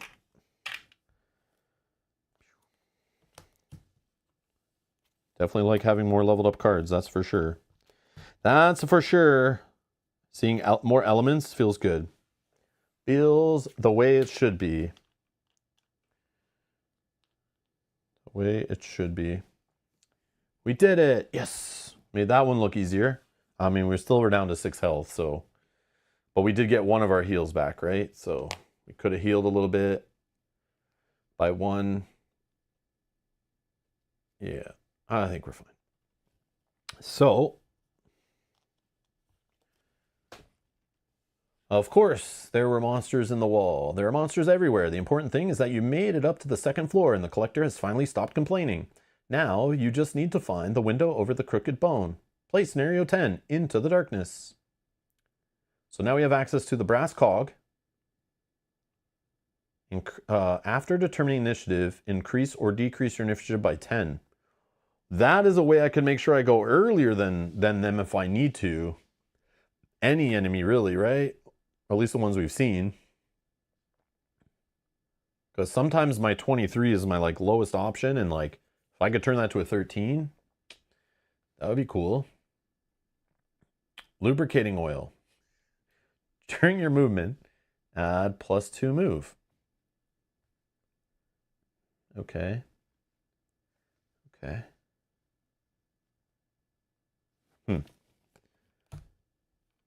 So scenario 10, don't think I'm going to play right now, but it is a level 3. I was just curious if we were into level 4s yet, but it's going to be level 3, so we still get 2 upgrades. And obviously take the lube.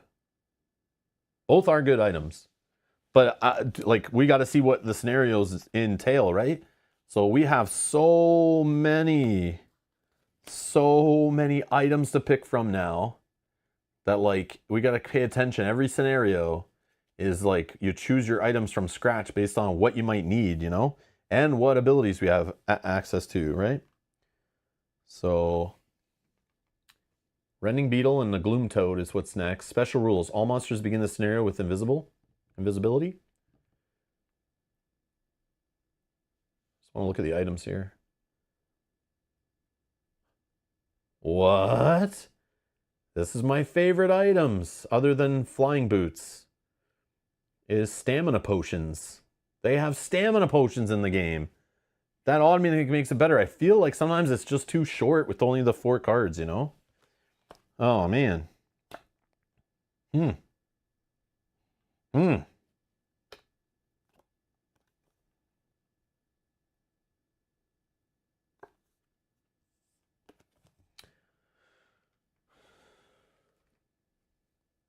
Oh, it is only level 1? I didn't even read that. I just quickly looked and saw stamina potion. During your turn, recover 1 level 1 card from your hand or discard pile to its A side.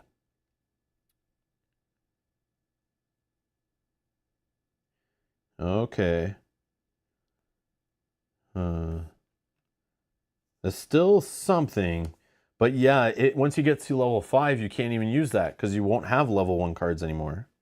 Oh, that's sucky. Why'd they nerf that so much, man? Back in my day, stamina potions used to be cool. They used to be overpowered. Now they're all busted. They're all nerfed to all hell.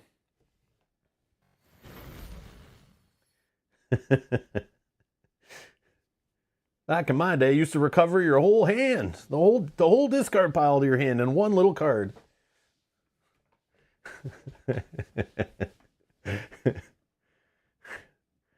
Oh man.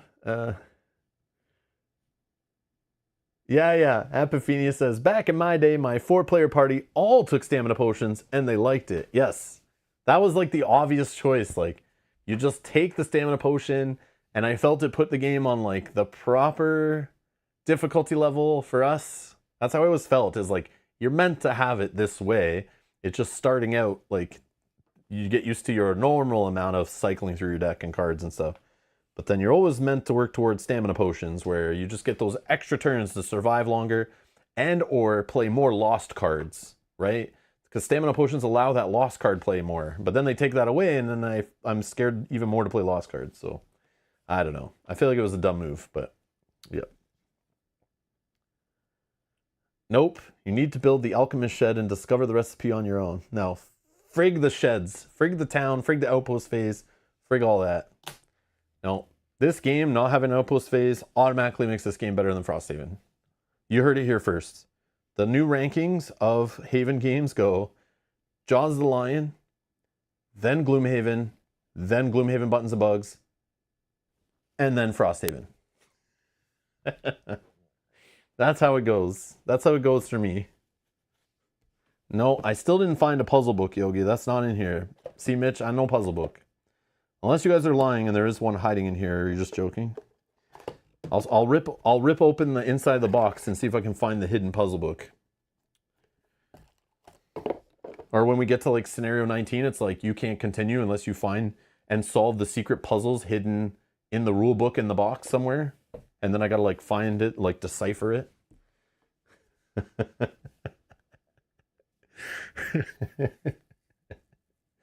Yeah.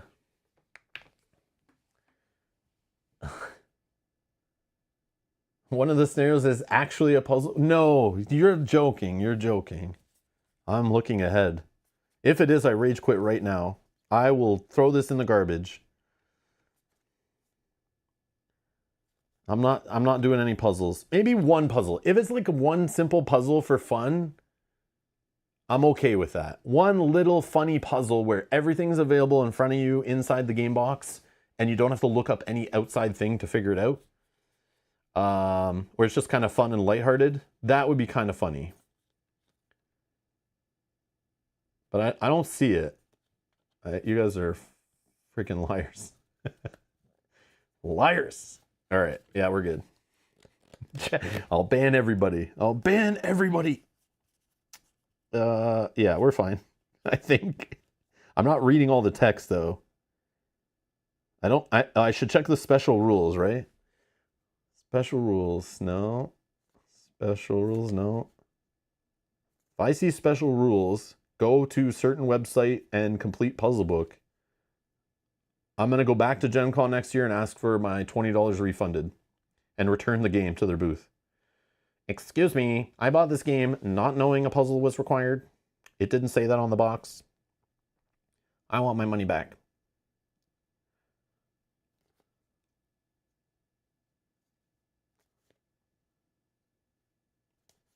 Nope, we're safe.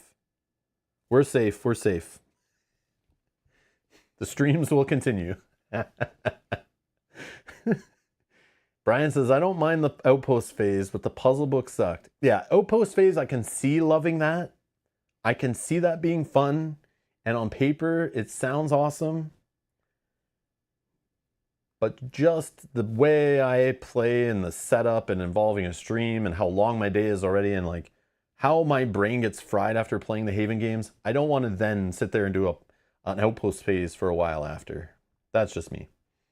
It's just like, and then it kept getting repetitive and like, it was just I like the idea that they made it more complex to kind of get access to things, but I don't know. The crafting system and all that stuff was just like all part of that outpost phase and recipes and all. I don't know. It's just like, it made the game just longer than it needed to be, which already was a long game. And my mental power was already done by the end of a scenario. So yeah. Yeah. That is the problem. The outpost phase is amazing. I really wish, and I think the way they should have done it was outpost phase should be before playing a scenario, maybe. Because there's less mental tax done in the outpost phase if you're doing it before. Yeah, outpost phase first should be like set up the game, or outpost phase to do all your bookkeeping, set up scenario, find out what you're playing, and then set it up and then play it. That way, like if people come over to play the game with you, they're like warming up by going through the outpost phase, helping you set up maybe, and then you play the scenario, and then you're fried, and then you just walk away, you know, clean it up and go. I think that would have been a better design. But yeah. Or yeah, just like Charlotte's saying, is the way I should have done. I would do it if I wasn't playing on stream, is just leave Frosthaven on a table and literally like play it. And as soon as I'm done, I walk away, go relax, go do whatever, come back later, maybe do a little outpost phase when I feel like it, maybe play the next scenario right then, and then come back. Yeah, definitely that's the best way to play these huge games, especially with setups that are like more convoluted and lots of bookkeeping between, is just find a table if you have that, you know, that advantage, I guess, of, or you're lucky, or you just have a separate table where you can just leave a board game set up for weeks, days, months, whatever it needs to be. That's the way. That is like, I realized that when I first got in the hobby, it was like, no, campaign games, they should just be pulled out, learn the rules once, set them up on a table, and play them at a decent speed, just like you'd watch a TV show or whatever. That way you can follow the story along, remember the rules, not have to like relearn the rules each week or every couple weeks when you go play other games and come back. It's just finding a play group that also will do that with you, you know? That's the other hard part. And as long as you can keep it set up on table and you don't have cats that'll ruin it, or dogs or babies or whatever, that like it's hard to have that happen. But if you have a separate room, even, I'm lucky. I've always had that as that thing. Even in our older house where we only had like one table, I would just use my table toppers to keep a game in progress, put the topper on, and we'd eat dinner on that table and maybe even play a different board game on top, and then take the lids off and then continue the game, you know? I just hated putting away big games, you know? I hate it. Even now, I put all my games that are big on a shelf in progress. I have like a whole shelf full of like in progress games when we're playing them. So I don't ever put them all back in the box. I have them like organized in like containers and stuff, just to keep setup and clean up like quicker. Yeah, it's interesting. But yeah, I know not everyone gets wiped out from playing a game of Gloomhaven, because some people will actually get up, take breaks, drink water, have other players to take some of that mental tax on for you, or just don't get stuck in analysis paralysis like I do, or you're just quick thinking geniuses and you're very good at quick tactical thinking, right? So you can get through a game of Gloomhaven really fast and you're really good at it and you play it a lot. And then you get to the outpost phase and you're like, man, I've only been playing for like an hour. I'm not even burnt. I took some drinks. I remembered to drink water once every 5 hours. I always forget to drink, and that probably leads to my like getting worn out and headaches really quick. Or not really quick, but after streaming for a few hours.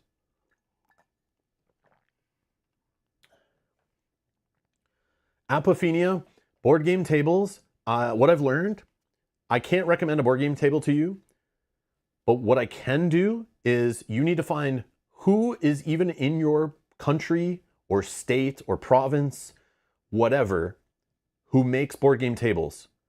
And sometimes it can be somebody who's on like Facebook Marketplace or your classifieds, whatever that is for you, whatever websites, whatever. I have a guy locally, an awesome guy. He's been in our streams a few times that I played in the past Keyforge with, and I've played Star Wars Unlimited with. He actually has access to, he does like woodworking and stuff, and he used to do set design for like Disney and stuff in the past. He is really good at woodworking, making furniture and all that kind of stuff, making like TV sets and things. But he has access to a woodworking studio, and people pay him to build board game tables now. So like in his extra time, he's like, he made like a cool board game table all custom for like a friend as a wedding gift and stuff. But you might have someone locally in your town or whatever, city, whatever, that you literally can find in your local Facebook or whatever that might make board game tables locally to you. Therefore, you can save huge on shipping. You maybe can get some good custom work done at a reasonable price, and you're supporting like local business. Way better for you. Way better for you. Or you find out a bigger board game table maker that has, in your country at least, so you're not paying crazy shipping and taxes and import fees and customs and VAT and whatever else happens for you. And the further they're shipping it, the more chance things get damaged in it. So I've learned when you're doing Kickstarters, tables through Kickstarter or tables through like a vendor in another country or even another state or a couple hours away, whatever, they're going to ship it to you, and that shipping's expensive. And if it's not expensive, it's going to be not good quality shipping and good quality packing materials, and you will get your table and it'll be dinged or cracked or broken, just like any furniture you order off the internet. It's all a risk, right? So if you can find someone locally where you can go and like pick up the table, or they can deliver it to you by just driving like a U-Haul truck to your house, you know, or some kind of transport, little shipping truck, and it doesn't have to go that far, that's the way. That's the way. But I can't recommend a table to anybody because, like, I live in Canada. My options are limited on who makes tables in Canada. And even if I say there's like an awesome place that makes tables in like Calgary, Alberta, for example, that is like so far away from me, even though it's in my country, that I know that thing's going to go through quite the adventure to get to me. So even though I'm buying it in Canada and avoiding some of the taxes and import and customs and tariffs and all that stuff,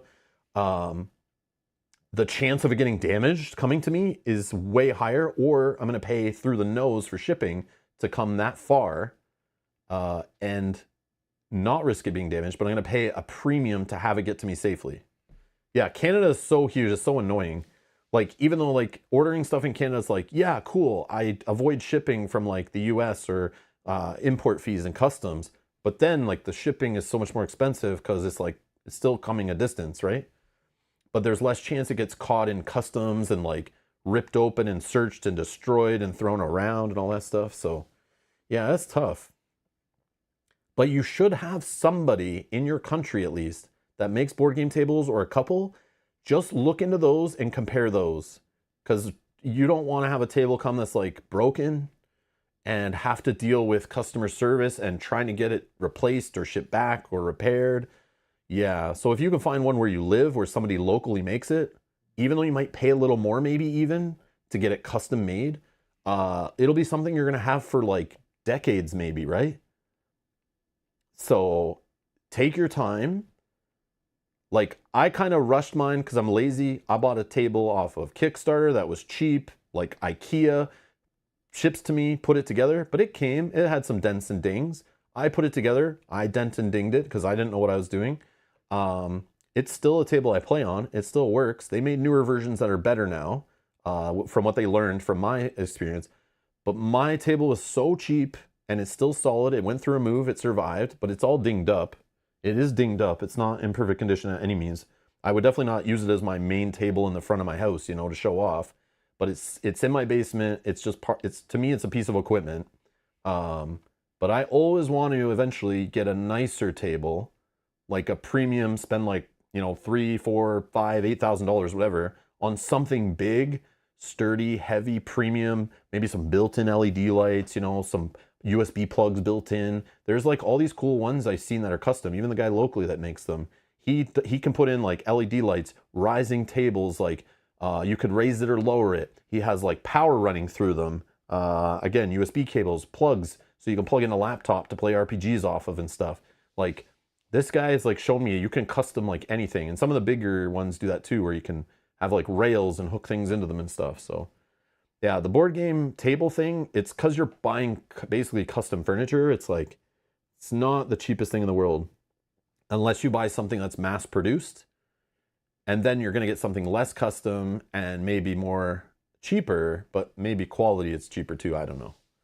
But yeah, so it's like, that's a whole loaded thing. Yeah, so look locally, like try locally. Like, these guys will tell you roughly prices. Like, even the guy locally who builds them, I just ask him, like, he shows me pictures and he's like, this is what I'm building for my buddy.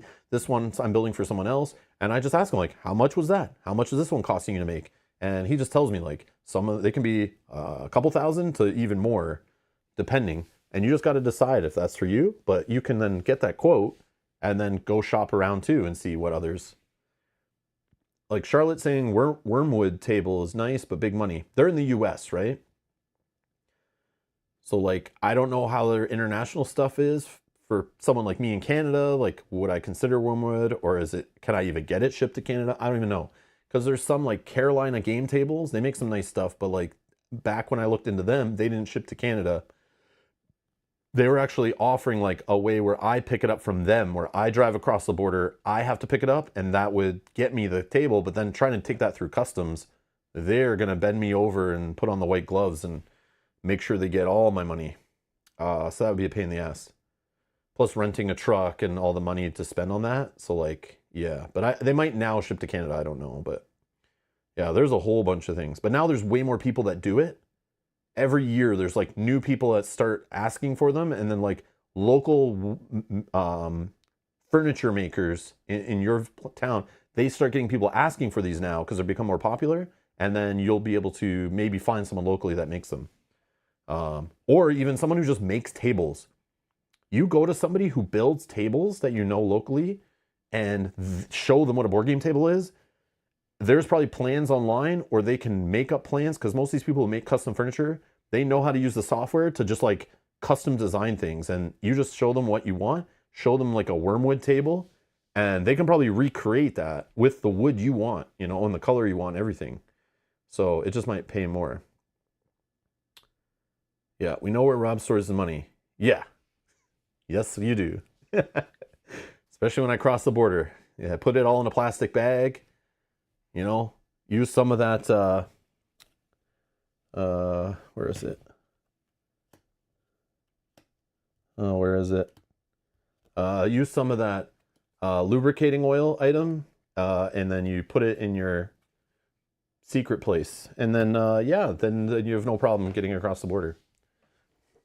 I'm so getting red flagged on the internet for saying all this. Next time I go through the border, I'm in trouble. I know already.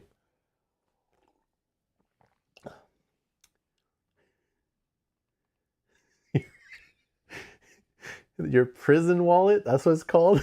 Oh, no. I just meant my fanny pack, guys. That's all I was talking about. My cool fanny pack. Fanny. Anyways. Velco says, I built my first table. Was not fancy, but cost me less than $100 in materials. That is another option. I'm not good with woodworking materials. I haven't done any woodworking since I was like in high school. But that is an option. I'm sure there's videos out there, or somebody can help you. If anyone you know, you have a friend that is any good at woodworking, they might be able to, you might be able to rent the tools from like in the US from like what, Lowe's or Home Depot. Rent some woodworking tools. You buy the wood. If you're willing to make it a project, I had a coworker that did that before actually, who built his own board game table in his garage. And he just knew how to like was good at woodworking. He rent the tools, got the wood, and he probably did what you did, Apifini, like, or Velco, put it together and then just like stained it with like nice stain. And it looked good. It looked okay. Like it was definitely usable. I don't know how well it was put together. I never played on it. He just showed me pictures, but I mean, for a fun project over a few weekends, yeah, he definitely saved himself tons of money. Oh, Bob says I use my pool table when not playing pool. Oh, that's another one. That is another one. Apophenia. Go check anywhere locally to you that sells pool tables, like arcade machines, hot tubs and stuff. We have a few retailers I've seen around here in Ontario that they sell like hot tubs, pool tables, pools. There's some that sell like dartboards and things. There's a few stores that sell some of those things, but not the others. But sometimes if you just find a recreational place like that sells hot tubs, sometimes sells more recreational stuff, or a place that sells pool tables will also sell board game tables. That is a thing now too. So if you look up locally, just search like pool tables in your place on Google, you might find a store that sells pool tables. Call them or go on their website. They might also have board game tables locally available for you that they literally can drive to your house in like 20 minutes, you know? And you can save yourself from having a damaged product and paying a ton for shipping. You might pay more for the table. Maybe it's quality, maybe it's not. Just another place to look, like another option. That is another thing. Yeah, I forgot about that. We have a place here that was always known for selling pools, hot tubs, and pool tables and dartboards. And then I drove by one time, and then they started selling custom arcade machines and pinball machines. So then I was like, okay, this store is cool now. And then I drove by like maybe a year ago, and I saw now it sells board game tables now too. It has a board game table or two there. I forgot about that option. Yeah, maybe I need to look at them now. But yeah, that's a few years down the road. I might invest in like a nicer table, but I don't know. We'll see. But yeah, I'm definitely not like the table I have, I got my value out of it and more, and it does the job. But I definitely learned a lot, and I will definitely, next time, I'm going to spend good money. Because I wasn't sure I was even going to use this table that much. I didn't know how the hobby, how long I was going to be still liking board games and still playing them. But now I do it for a job, and it's like, man, going back, I wish I spent more money on it, but I didn't know how long it would last the hobby, you know? Because, like, I know myself personally, I'll get into certain things and then, like, lose interest and move on to things.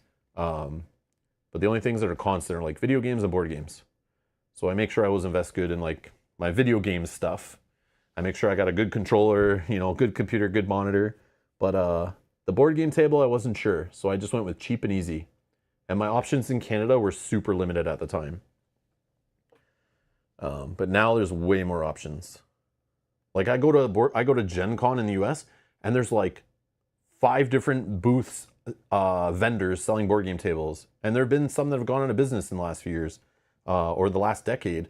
And there's still more popping up every year. It's crazy. Yeah. Yeah, Bob. Speed, what's it called? What's that felt that you use on pool tables? Really nice felt that's used on like casino tables and stuff. Or no, casino table felt is different than the fabric that's used on a pool table, right? You know what it is? I think the best material to play board games on is whatever they use on like casino tables, which I think is called like speed felt or something, or speed cloth or something like that. That is, I think, my favorite. But yeah, pool table would be nice because obviously it's like it's stitched. So like, yeah, components would definitely stay where they are. That's interesting. Oh, Amish. If you have access to Amish, yeah, they build furniture. Yeah. I don't know if they would make a board game table per se, like one that's like recessed. I always think of board game tables, they have to be recessed with like an edge. So you can lean on them and then you're able to roll dice and they never fall off the table. That's like the minimum requirement for me to call a table a board game table. It has to have a raised edge and like a recessed inner area. Because you can buy gaming tables where they're like flat, they have nice felt on them, maybe even a little bit of a leather edge, like a poker table kind of idea. I see those around. You could use one of those, but then again, it's like not as cool for sure, in my opinion. But yeah, it's an interesting topic.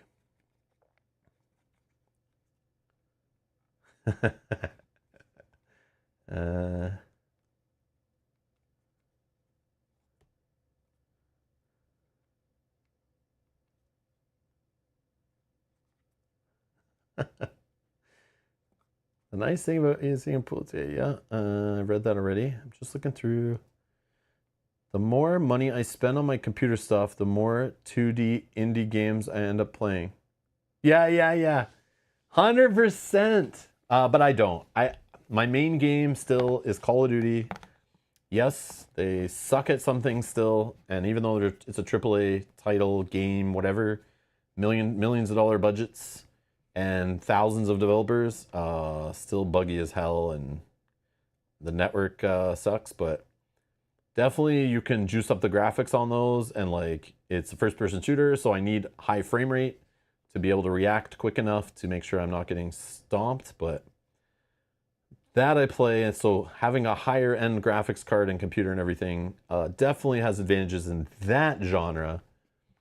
And I don't play the lower end games really. My daughter does, so that's why I like, yeah. Stomp by all those filthy 12-year-olds. Not in my lobbies actually. Those are using mics. All seem to be older dudes now. I don't know. Maybe I'm getting matched up against people of my equal response time, you know, in my older age. I do hear some kids every now and then. And I'm sure the ones without mics are children who their parents didn't buy the mics. But yeah, the meme is that everyone's 12. Yeah. It's like Kramer on Seinfeld in the karate class. Nice graphic cards are nice for encoding videos. Hell yeah. Hell yeah, they are. They're also nice for running live streams. When you can use a nice built-in encoder to handle all your cameras and transitions and stuff. That's a thing. I mean, I do put it on my it is equipment for my job, right? I definitely need those nice graphic cards to do these live streams. Yep.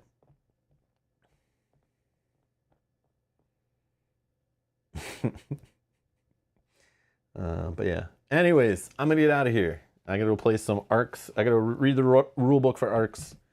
Get it ready for playing with Kyle tonight. Off stream. We're gonna play some Arcs again. I'm gonna try out the leaders and lore. We're gonna draft up some leaders. What snacks did you get? Nothing yet. Nothing yet. I gotta go do that though. Good. Thanks for reminding me. Or sorry, I gotta get Mel to do that, I should say. Thanks again, Yogi.